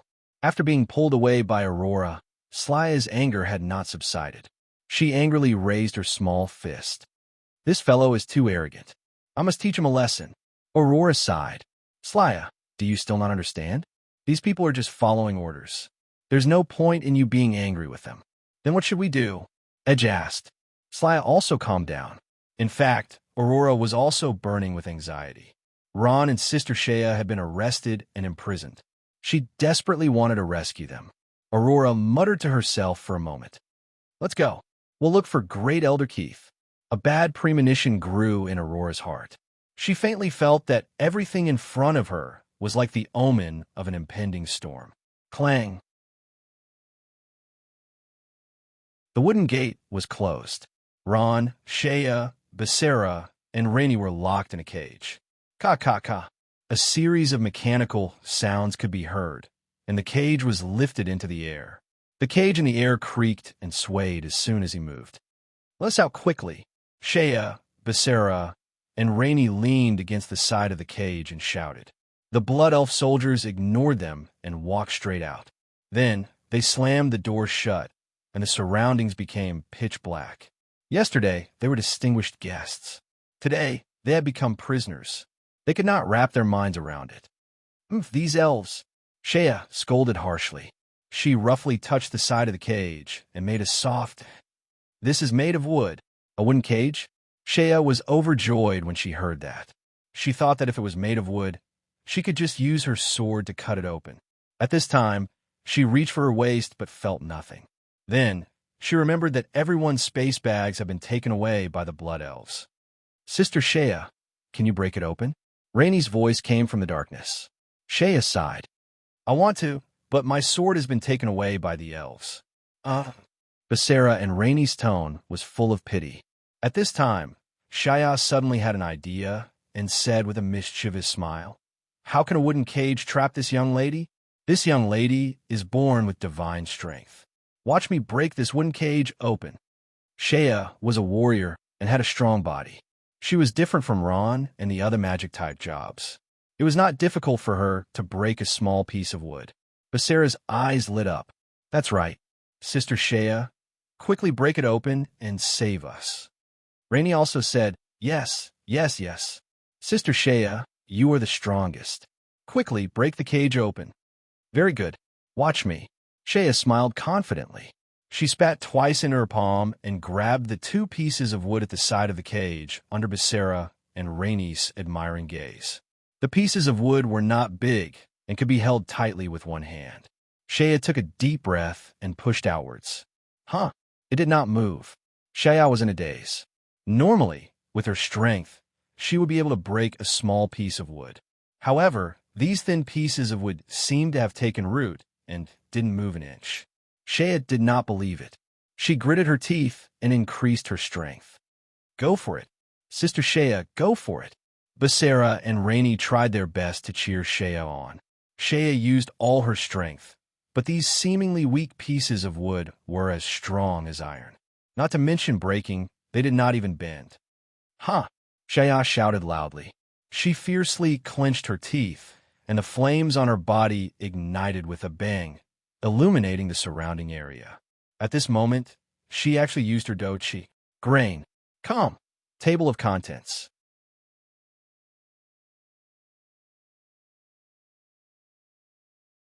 Chapter 4:15. The flaming combat energy lit up Basara and Rainy's excited faces.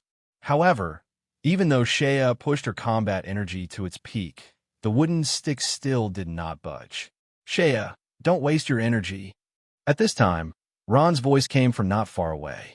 Shea looked over and saw Ron holding something in his hand and sawing at the wooden stick with a serious expression. Ron, what's wrong? Shea heard him and stopped. Ron waved the sharp bone in his hand and said to Shea, This is definitely not ordinary wood. Phew. Shea was still very obedient to Ron. She removed the combat energy on her body and calmed herself down. She asked, Ron, what do we do now? Ron did not answer. He quickly thought for a while and waved his hand. A wisp of black energy circled around his fingers. Not long after, a large group of skeleton warriors rushed out from the ground. They were holding giant swords, and under Ron's command, they swung their weapons at the tall frame, imprisoning Ron. Zah! It was as if something had hit the hardwood, making an unpleasant sound. In this quiet prison, it was especially ear-piercing. However, no matter how hard the skeleton warriors tried, the wooden frame still did not budge. There was not even a mark on it, let alone a cut. To Ron's surprise, the wood was much harder than he expected. Not to mention the skeleton warriors, Ron even summoned the strongest Terranite. Still, they could not move the wooden frame at all. Shea, Basara, and Rainy's eyes gradually became disappointed. Try using magic.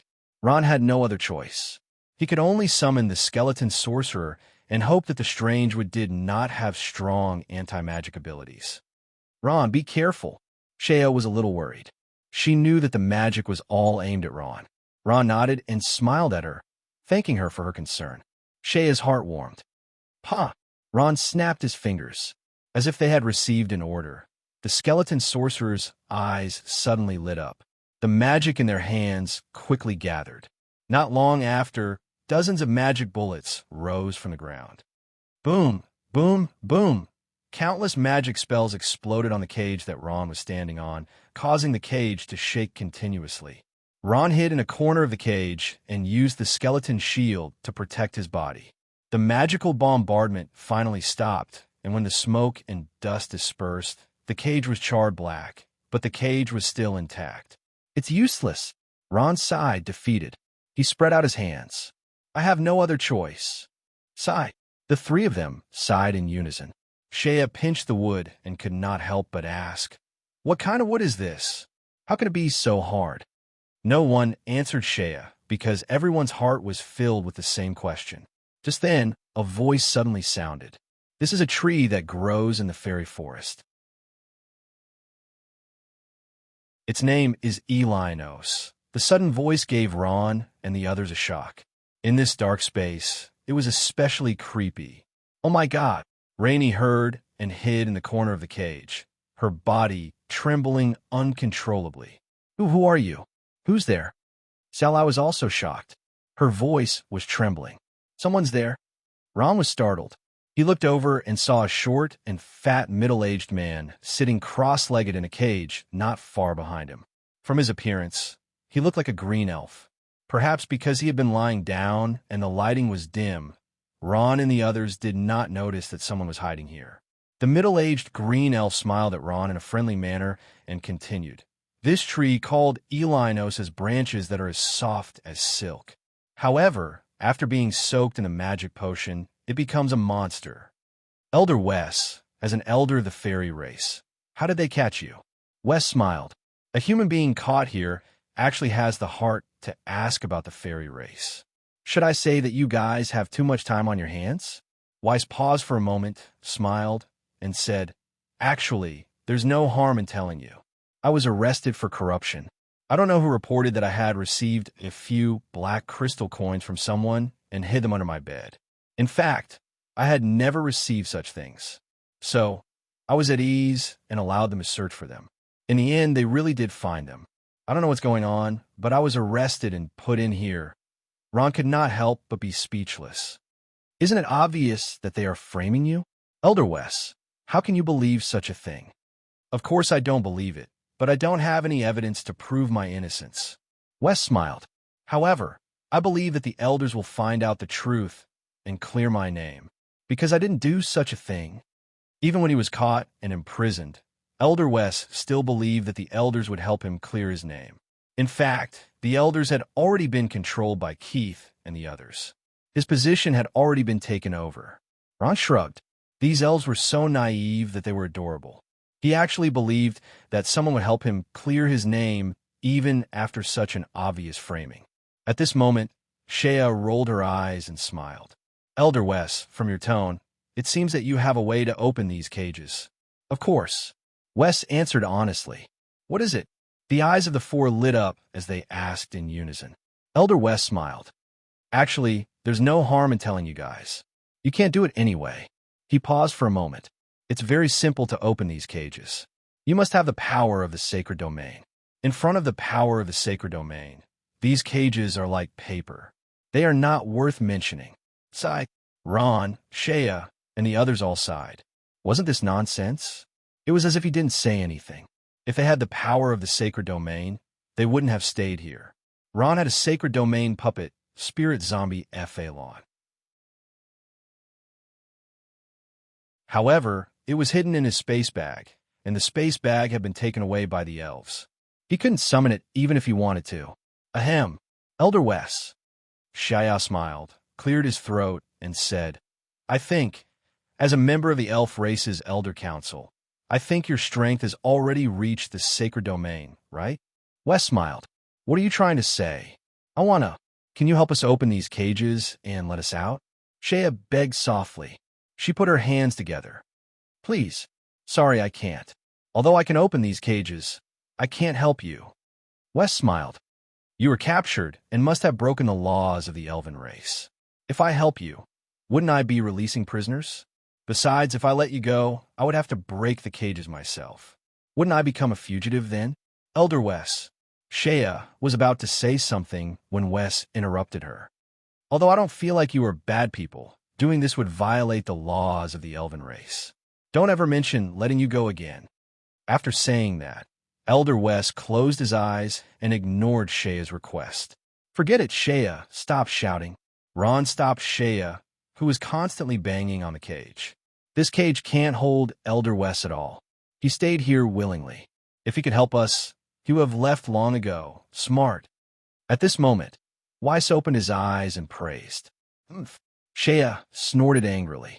She rolled her eyes at Wes and didn't say anything else. After saying that, Wes closed his eyes again. The dungeon became quiet again. It was so quiet that it was a little scary. Ron smiled bitterly. There was nothing he could do. Please go to www.grain.com to see the first commercial-free episode.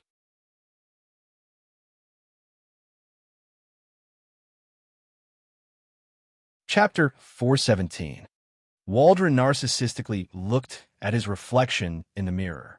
Ever since he came to the elven race, his only hobby was to close the door and look at himself in the mirror. Even his blood elf maid found it strange. Bookbag, grain web. Waldron smiled faintly and looked at himself for a long time. After a while, he turned back into a blood elf. Dobin looked at the scene in front of him with his mouth agape. If he had not seen it for himself, he would not have believed that the blood elf elder of the elven race was actually another race. When he looked at the mirror again, Waldron's eyes showed a trace of disdain. "I'm not used to looking like this. It's so ugly." He smiled. "But I'll be able to return to my original appearance soon. According to Sir Keith, it won't be long before we completely control the elven race and lay a solid foundation for the arrival of the army." What? Dobin was shocked. From Waldron's words, he could finally confirm that Keith was also involved. Moreover, it seemed like he was the one who arranged and commanded the whole thing. Thinking of all the things that Keith did when he came to power, Dobin could not help but suspect that in a short period of time, he was promoted from the last elder to the chief elder. Then he used various methods to exclude dissidents and made someone like Waldron an elder. From the looks of it, Dobin guessed that 7th Elder Radcliffe and 8th Elder Dawkin were also on their side. If his assumption was true, then this unknown race had already taken up 4 seats in the Elven Elder Council, and the Elven Elder Council was the highest authority in the entire Elven race. If they were to squeeze out one more elder. At the thought of this, Dobin's hands and feet turned cold, and cold sweat broke out on his forehead. At this time, he realized that this was a conspiracy, a huge conspiracy against the elven race. Who are they? What is their purpose in coming to the elven race? Dobin's hands and feet couldn't help but tremble. His heart was filled with fear. It was a fear of the unknown. Waldron smiled and put on his clothes. When he buttoned the last button, suddenly a strange movement on the mirror attracted his attention. Waldron was shocked. He rushed to the window and lifted the curtains, only to see a white owl standing outside the window, looking into the room. "Oh no, we've been discovered." Dobin was also shocked. He controlled the owl to fly up, looking as if it was frightened. Luckily, it's just a bird. Seeing that the owl had left, Waldron heaved a sigh of relief. Then, his expression suddenly became tense. "That's not right. It's daytime now. Where did the owl come from?" At this moment, he saw a figure leaving in a hurry. "Someone is spying on me." Waldron's face flashed with murderous intent. He opened the window and rushed out. After leaving, Dobin's heart was in a mess. He had not recovered from the huge shock. Now, a huge conspiracy was placed in front of him, making him helpless. The elven race had been peaceful for too long. In the face of such a troublesome matter, as the second elder, he was helpless. Suddenly, there was a sound of wind behind Elder Dobin's head. A red shadow suddenly appeared. It was the 9th elder, Waldron, who stood in front of him and blocked his way. Waldron said with a smile that was not a smile, I was wondering who it was. So it's Elder Dobin. Elder Dobin, what are you doing in such a hurry?" In the face of Waldron's conspiracy, Dobin did not have a way to deal with it. He could only not act rashly and alert the enemy and calm him down first. Dobin's expression was originally a little flustered, but he immediately calmed down. He expected that Waldron did not have any concrete evidence to prove that he was the one who had been spying on them. He smiled and said, "It's nothing, I was just passing by." "Elder Waldron, why did you stop me?" Waldron looked at Dobin. He was not sure if that owl had anything to do with him. He could only ask tentatively, "This is the Blood Elven Settlement. Elder Dobin, what are you, a white elf, doing here?" "I'm just here to look for someone," Dobin replied with a smile. His mind was turning into a pornographic novel. It was very fast. What were you looking for? Waldron could not help but feel suspicious. He did not know if he had seen the scene just now. I'm looking for... Dobin was about to answer, but he immediately stopped. He thought to himself, I'm the second elder. What right do you, the last elder, have to question me? Dobin straightened his back and said righteously, Elder Waldron, I don't think there's a need to report to you who I'm here to look for, right? Dobin refused to admit it, and Waldron could do nothing about it. However, the suspicion in his heart grew. He faintly felt that Dobin's appearance here was not a coincidence. Thinking of this, Waldron's eyes widened in anger. He suddenly raised his voice. Elder Dobin, what did you see? I didn't see anything. At this moment, Dobin was frightened by Waldron, and a trace of panic appeared on his face. This trace of panic was sensitively captured by Waldron. Have I been discovered? Waldron secretly shouted in his heart. At the same time, his eyes were filled with murderous intent. Go to hell. The long sword in his hand turned into a flying rainbow and slashed fiercely at Dobin. The matter had been exposed. Waldron could only silence him by killing him. After all, Dobin's concealment skills were not good enough, and he was easily seen through. If it were Keith, his psychological quality would be much more stable, and it would not be obvious on the surface at all. Why, Waldron? Do you want to silence me by killing me? Dobin laughed loudly. He also knew that he had been seen through by Waldron. At this time, he also let go of his worries. A magic staff appeared in his hand at some point, and he fought with Waldron. In the sky above Nordrassel, a battle between a sword saint and a warlock saint began. In order to kill each other, both sides used their strongest strength. Boom! Boom! Boom! The fire sword saint Waldron, who was holding a long sword, had a murderous look on his face. Flames surrounded his body, and the blazing flames burned half the sky. Dobin, who was a dual fire and water warlock saint, was not to be outdone. He protected his body with water elemental energy and restrained his opponent. At the same time, he used fire magic to attack. Both sides fought to their heart's content. In terms of overall strength, Dobin was stronger than Waldron. However, the battle between the Sacred Domain and the Sacred Domain was not so easy to determine the winner. Waldron, who are you? What is your purpose in coming to the elf tribe? What is your army? Dobin used his powerful strength to firmly suppress Waldron while asking at the same time. I'll tell you when you're dead. Waldron grinned. Even though he was at a disadvantage in the battle with Dobin, he became crazier and crazier. He ignored his own defense and attacked Dobin again and again. The battle between the two powerhouses of the Sacred Domain caused a huge commotion. For a time, half of the blood elves in the elven settlement were alarmed. They walked out of their stone houses and looked at the sky in shock. Oh my God, two powerhouses of the Sacred Domain are actually fighting. What's going on? It seems to be the second elder and the ninth elder. Why are they fighting? I don't know. The blood elves discussed and pointed at the sky. However, in the face of a battle between two elders, none of them were willing to intervene. Firstly, the two elders were powerhouses of the Sacred Domain, and the blood elves present did not have the strength of the Sacred Domain. Secondly, they were afraid of the authority of the two elders. It was unwise to rashly intervene without knowing the situation. Dobin, I'll show you my true strength. Waldron, who was in a predicament, laughed wildly. He stretched out the sword in his left hand, and an extremely terrifying aura was released from his body. It was like a ferocious beast from hell. Powerful flames burst out from his body. Then, the originally bright red flames turned black. The black flames burned fiercely. At this time, Waldron had finished accumulating power and released his strongest domain. Purgatory of Destruction. What kind of power is this? Dobin was shocked. Waldron's aura suddenly changed, becoming extremely ferocious and overbearing. The black flames that were constantly pulsing were crazily rolling towards him. Dobin used his water shield to defend himself. At this time, he suddenly realized that Waldron's power was much stronger than the fire element. No, this is definitely not the fire element. Dobin gritted his teeth. At this time, he thought of Waldron's mysterious race in the mirror. Could it be the power of that mysterious race? What's going on over there? It seems like someone is fighting, and it's a powerhouse from the sacred domain.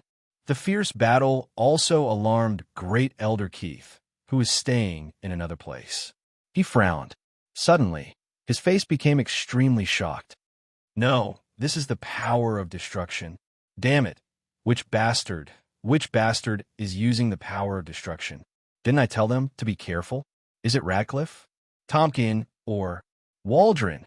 Keith's eyes widened. Then, his face was filled with anger. He cursed fiercely. Damn it, what is this guy doing? Great Elder Keith. At this time, a blood elf maid pushed the door open.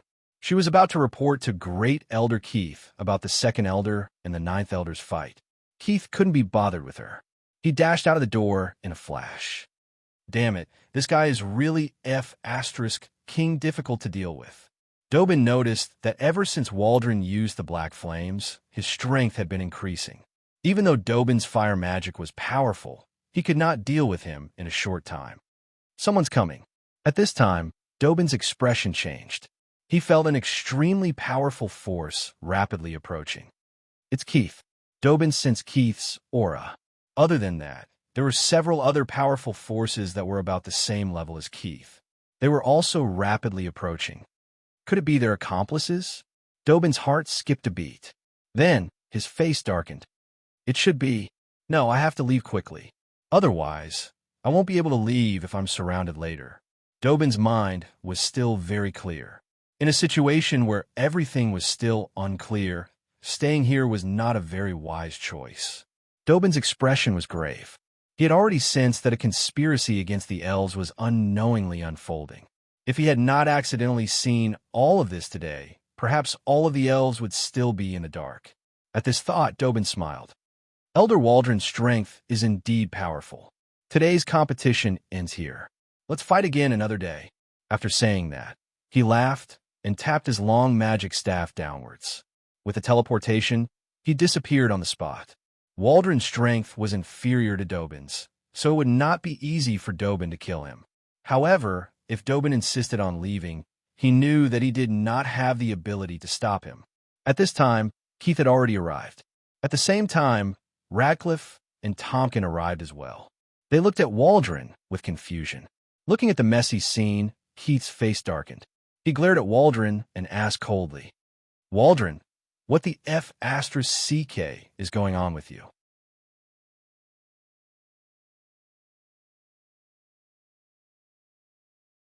Chapter 4:18. Waldron wanted to say something, but stopped. After all, he was the one who started the whole thing. Everyone's eyes were firmly fixed on him. Bookbag, Greynet. Keith's face was gloomy. Speak. Waldron had no choice but to tell him the whole story. He didn't even dare to hide any details from him. After hearing this, Keith became silent and didn't say a word. Boss, Waldron's heart was uneasy. As soon as he finished speaking, he heard a loud slap. He was firmly slapped in the face by Keith. At this time, Keith finally exploded.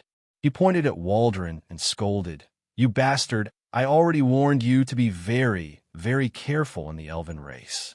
Don't transform into your original form if you don't have to. You ruined my plan the moment you transformed into your original form.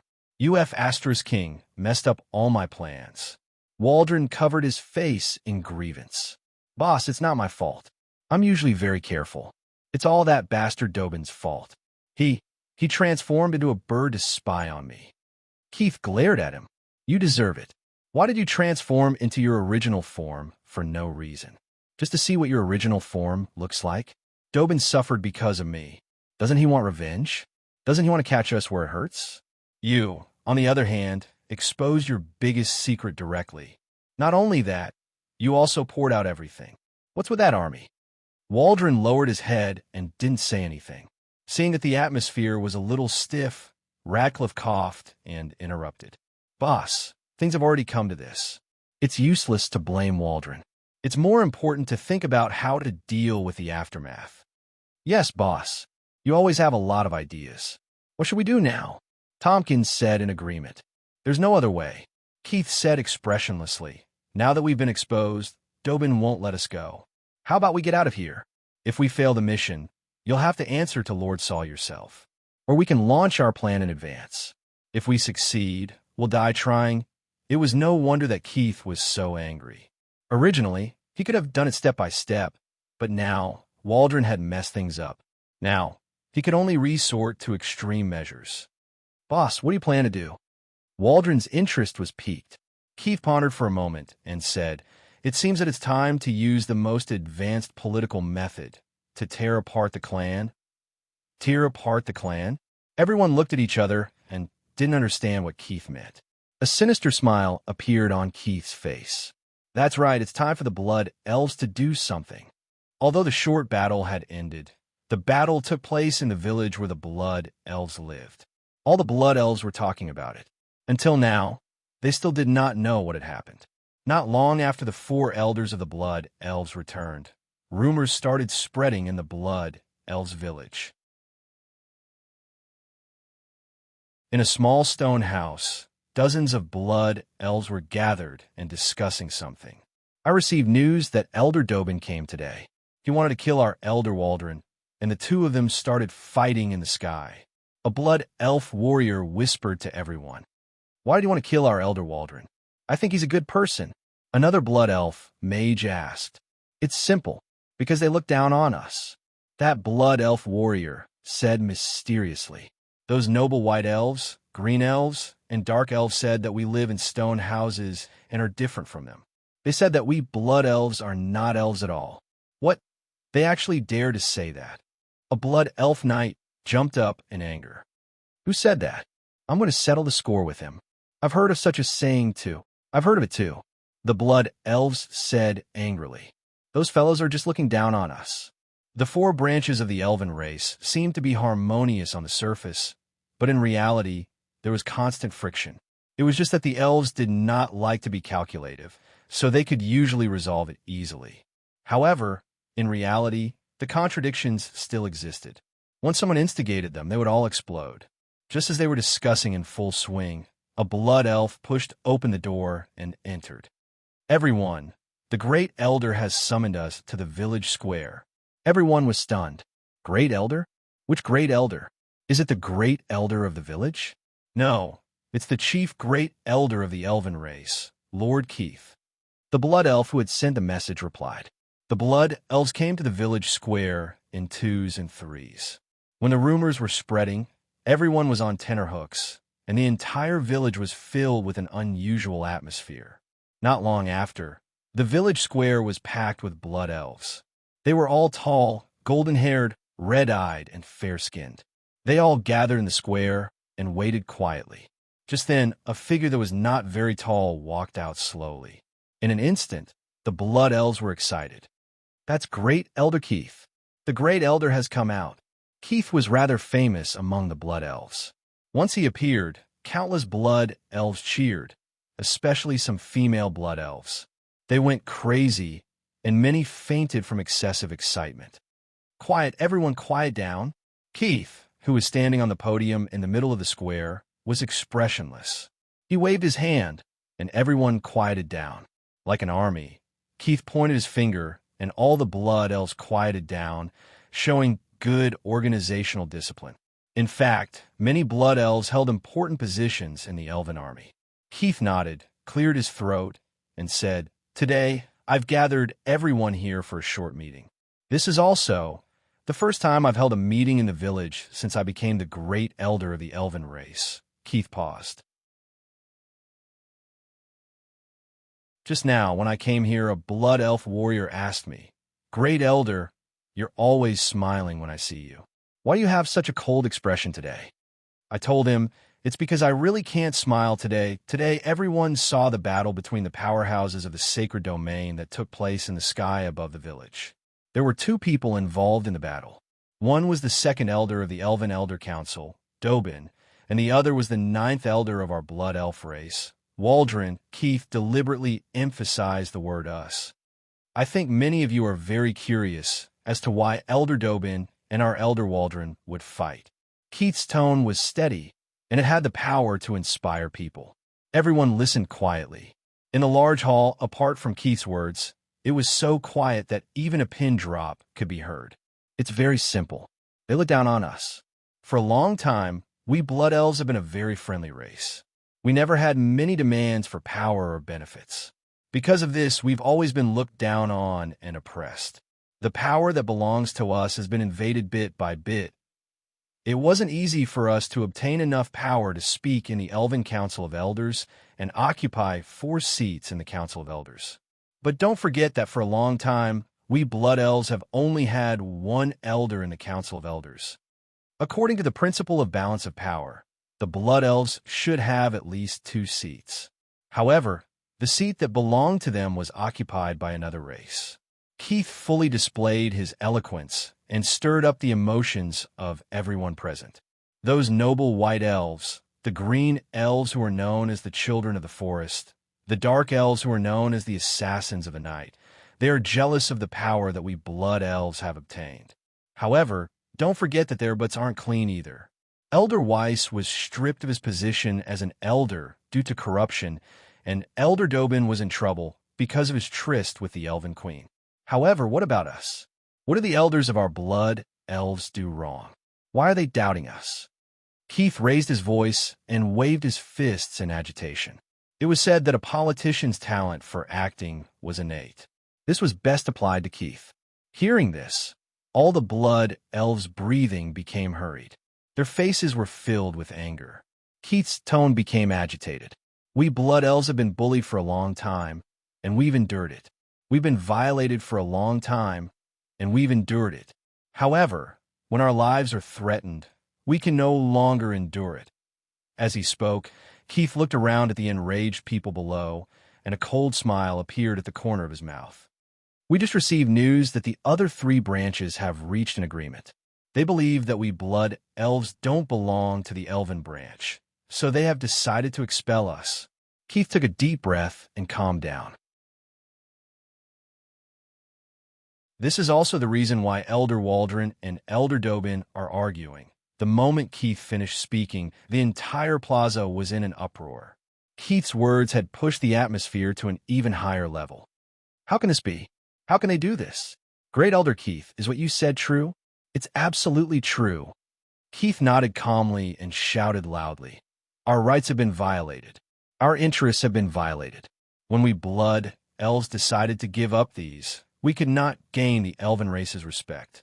Let's not forget that freedom and dignity are much more important than interests. Finally, under Keith's instigation, the Blood Elves' anger was ignited. Under the atmosphere, their emotions became irrational. Kill them all. Someone shouted, and the Blood Elves responded in unison. Yes, kill them all. Kill them all. Kill, kill, kill. Many angry Blood Elves left the plaza. They quickly rushed back to their homes and took out weapons from the corners of their homes. At the same time, more and more Blood Elves gathered in the streets. They shouted slogans loudly and came to the streets of Nordrassel. Seeing all this, Keith knew that he had achieved his goal. He turned around with a sinister smile and saw the flaming soul floating in the air. Well done. Saul smiled and gave Keith a thumbs up. Read pornographic novels, please go to Grain Web without advertisements.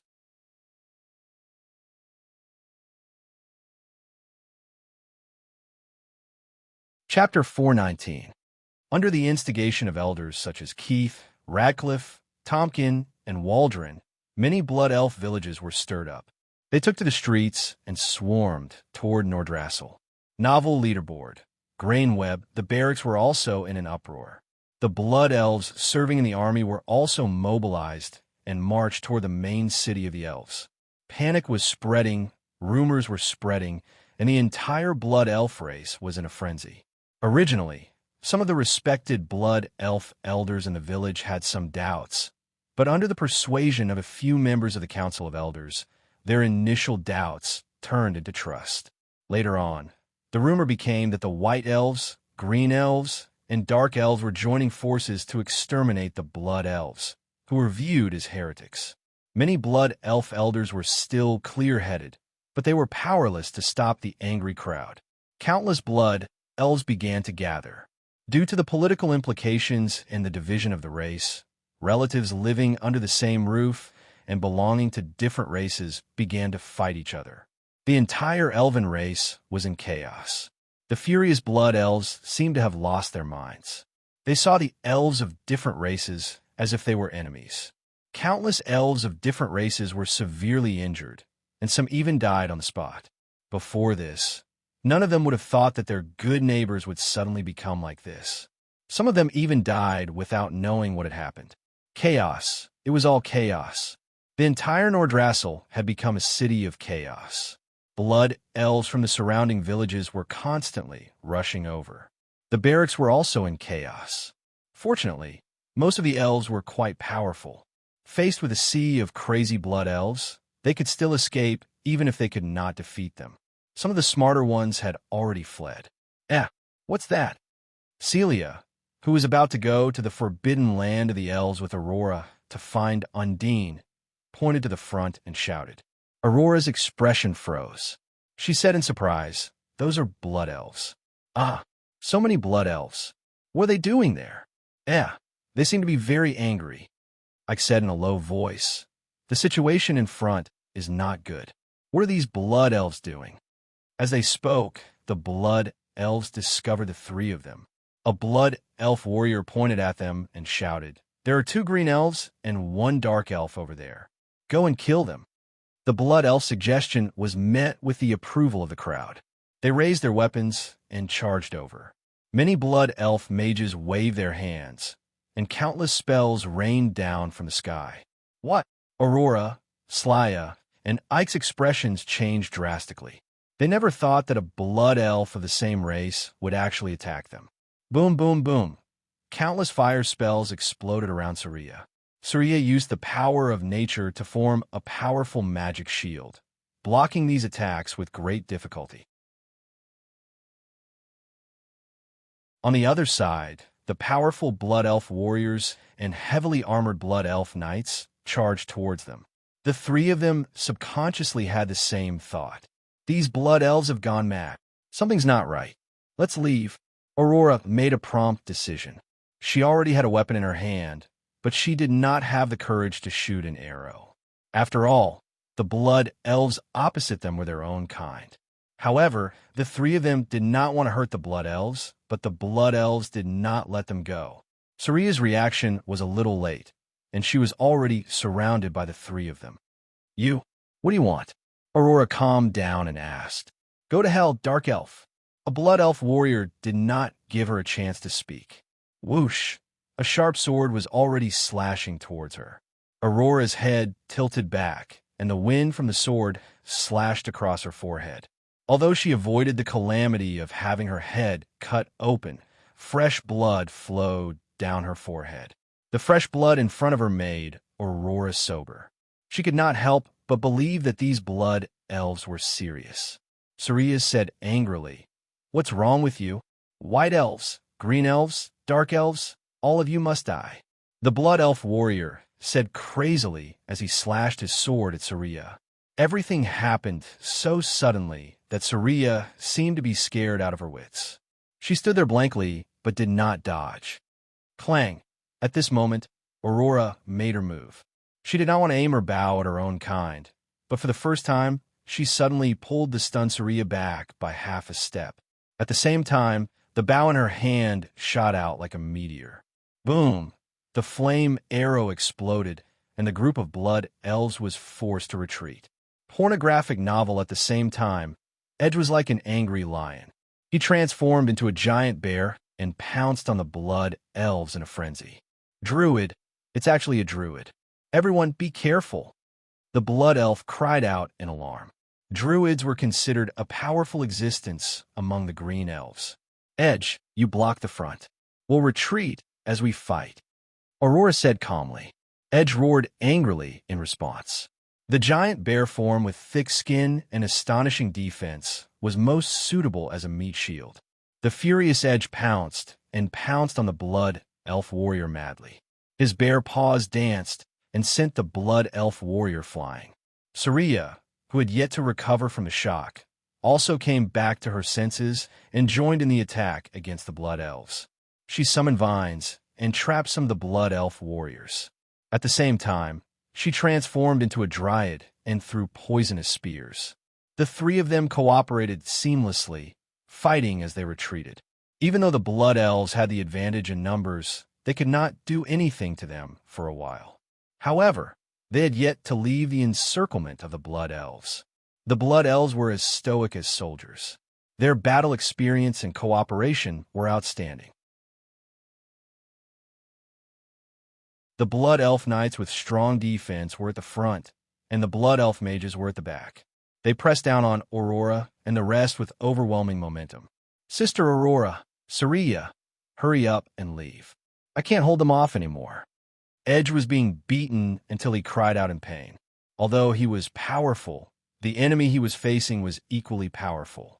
Facing the enemy's advantage in numbers, Edge could not hold on for long.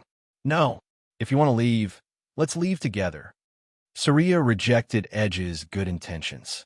She hardened her heart and began to cast offensive magic. Sister Aurora, there are more and more people. What should we do? Saria asked as she attacked. She saw that her brother Edge was being beaten up by the blood elves, who were also fellow blood elves. She was so anxious that she cried. Aurora took a deep breath. We have to break out of the encirclement as soon as possible, and then go find Elder Dobin. Although Aurora did not know what had happened to the blood elves, she knew that this situation could only be suppressed by mobilizing the army.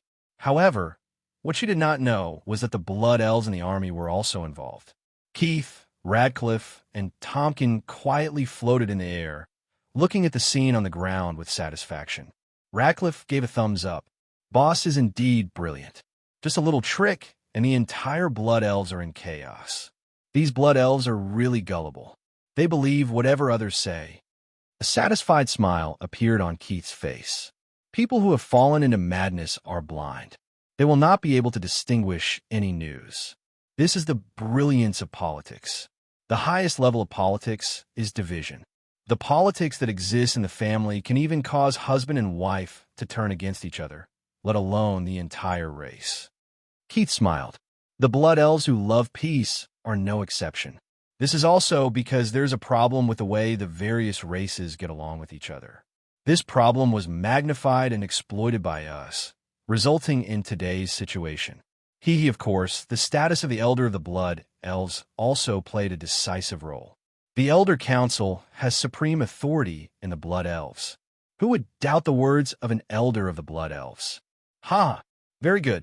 At this time, a faint voice was heard. When a few people heard that voice, they all bowed. Lord Thor. The flame that came out was Thor. At this moment, he had transformed into a soul shadow. His appearance was similar to Waldron's original appearance. They were the same race. Thor glanced at the rioting blood elves below and smiled. Keith, you have contributed greatly to today's situation. But you also know that what I want is not a broken blood elves. This will not benefit us at all. I think, with your wisdom, you should have thought of how to deal with the aftermath, right? Of course, Lord Thor. Keith bowed deeply. If I did not think of a plan to deal with the aftermath, how could I act on my own accord? As he spoke, he paused. The Blood Elves riot is only the first step of my plan. The next step will be to escalate the riot, followed by a civil war. After the civil war, the Blood Elves will gain political power. Next, those defeated will accept our rule. I plan to use the Blood Elves as the foundation to rule the entire Blood Elves. Thor smiled. That's a good idea, but you have to be careful. There's someone who might be able to stop this from happening. Keith smiled. You mean that demigod expert? I've already thought of a plan to deal with her. Thor smiled. Very good, Keith. I know you have never disappointed me. Not now, not in the future. As Thor spoke, his figure slowly transformed and disappeared. Farewell, Lord Thor. Keith, Radcliffe, and Tompkin all bowed and said in unison. At this moment, a figure flew over. It was Waldron. You're back? Keith smiled. How'd it go? Ever since Waldron had caused trouble by transforming into his original form, Keith's attitude towards him had become much colder. Waldron naturally felt it too. He could only do his best to prove himself. Lord, it's done. The Blood Elves in the army have begun to revolt. Although some of the Legion commanders still have doubts, they can't suppress the angry soldiers. Good, very good. Keith smiled. Soon, the Blood Elves will enter Civil War mode. We also need to prepare for the upcoming political power. The riot continued to spread. Some Blood Elves began to burn down tree houses and kill other elves. The elves, who were also quite powerful, began to gather together to resist. Just as Keith said, the riot began to gradually evolve into a civil war among the elves. No one knew what this war was for. They only knew that the entire elven race had fallen into a state of chaos.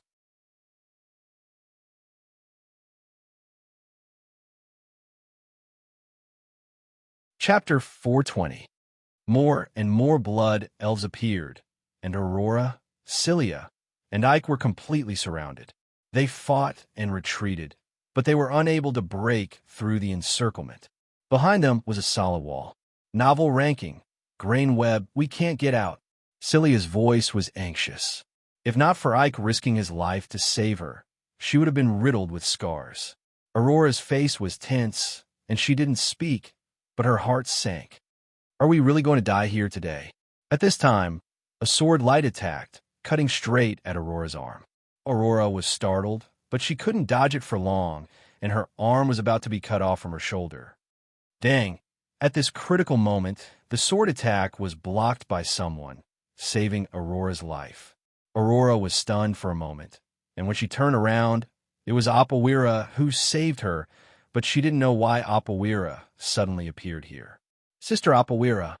Seeing her once most respected sister, Slya let out a joyful cry. But at this moment, her movements suddenly stopped. Apawira is a blood elf. Could it be that she's here to kill us?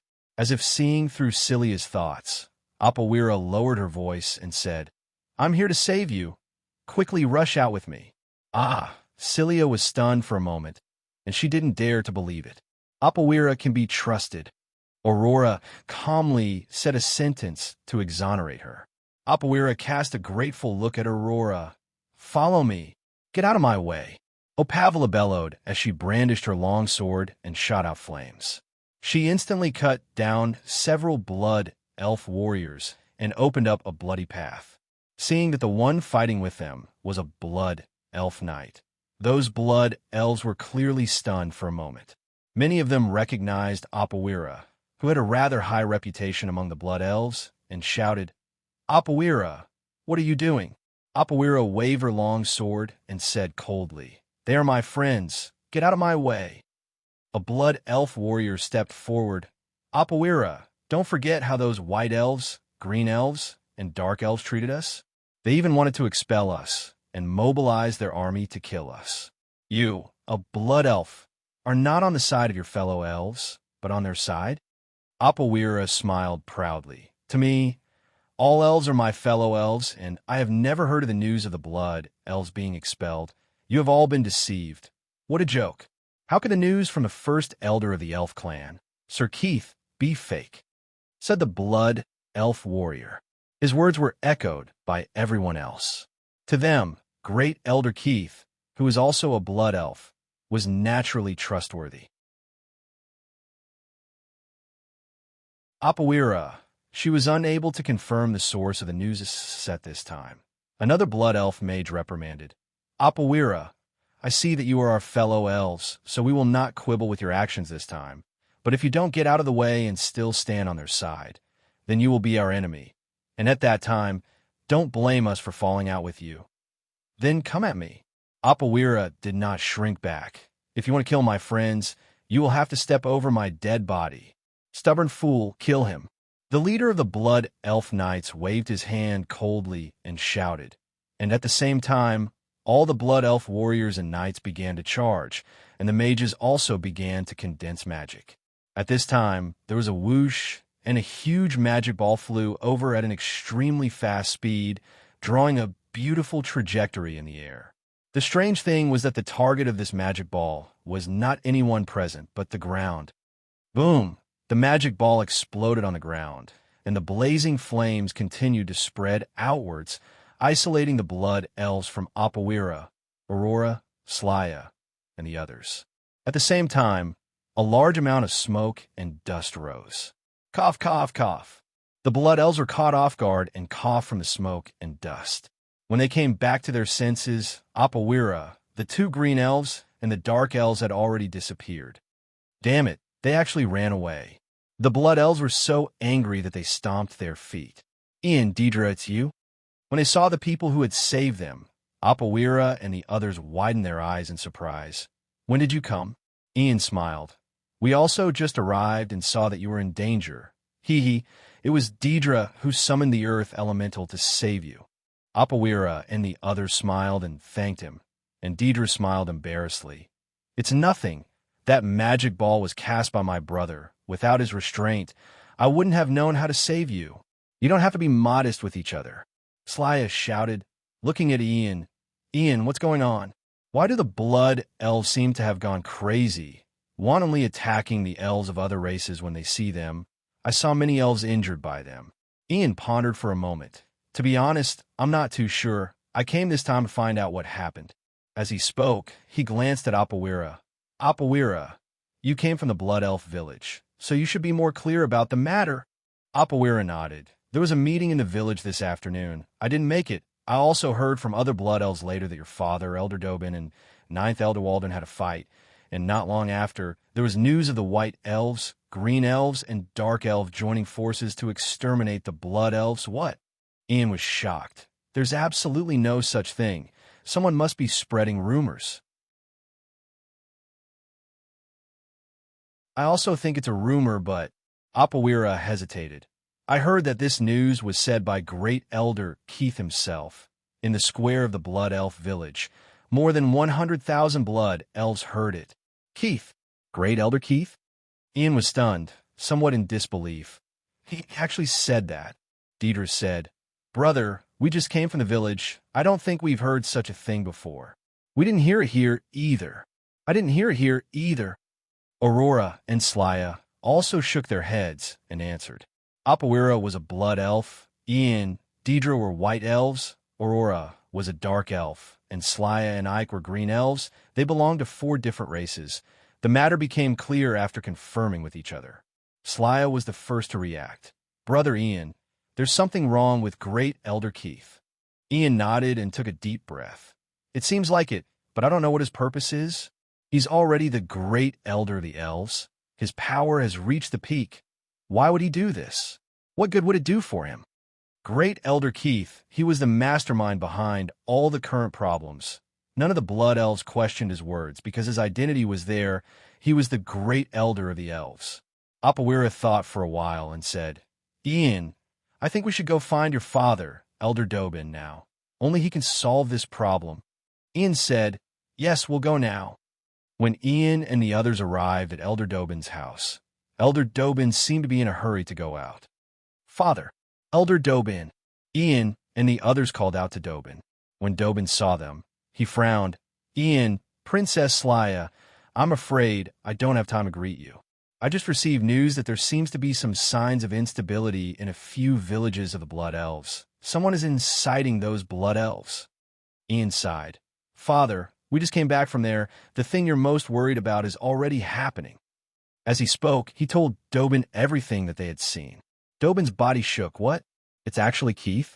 He actually said that the 3 races are working together to destroy the elves? Where did this news come from? At this time, Dobin's mind flashed. He suddenly gritted his teeth. So that's how it is. They knew that the matter was exposed. So they actually took action first. Ian and the others were stunned. Among them, Slaya asked, Elder Dobin, who do you mean by they? Dobin's expression was grave. He told everyone what he had secretly seen, after which he took a deep breath. Although I still don't know everything, I can now confirm that those Blood Elf elders are not Blood Elves. They are from an unknown race. They have transformed into Blood Elves. The whole thing is a conspiracy against the elves. What? Everyone was stunned by the shocking news. They couldn't believe their ears, Opavra stuttered. Elder Dobin, is this true? I saw it with my own eyes. It's absolutely true. Dobin nodded affirmatively. I don't have time to accompany you. I have to rush to the Moon Shadow Army's encampment. You could go ahead. What? Moon Shadow Army? Hearing this, Opavra's face turned ghastly pale. Elder Dobin, you intend to mobilize the army to suppress them? That's right. Elder Dobin answered decisively. Why? Why? Tears fell from Opavra's eyes. Those suppressed were all blood elves. Elder Dobin, since you knew of their conspiracy, why didn't you expose their identities? Why did you watch the blood elves pay such a heavy price for being used by them? Dobin let out a long sigh, patting Opavra's shoulder.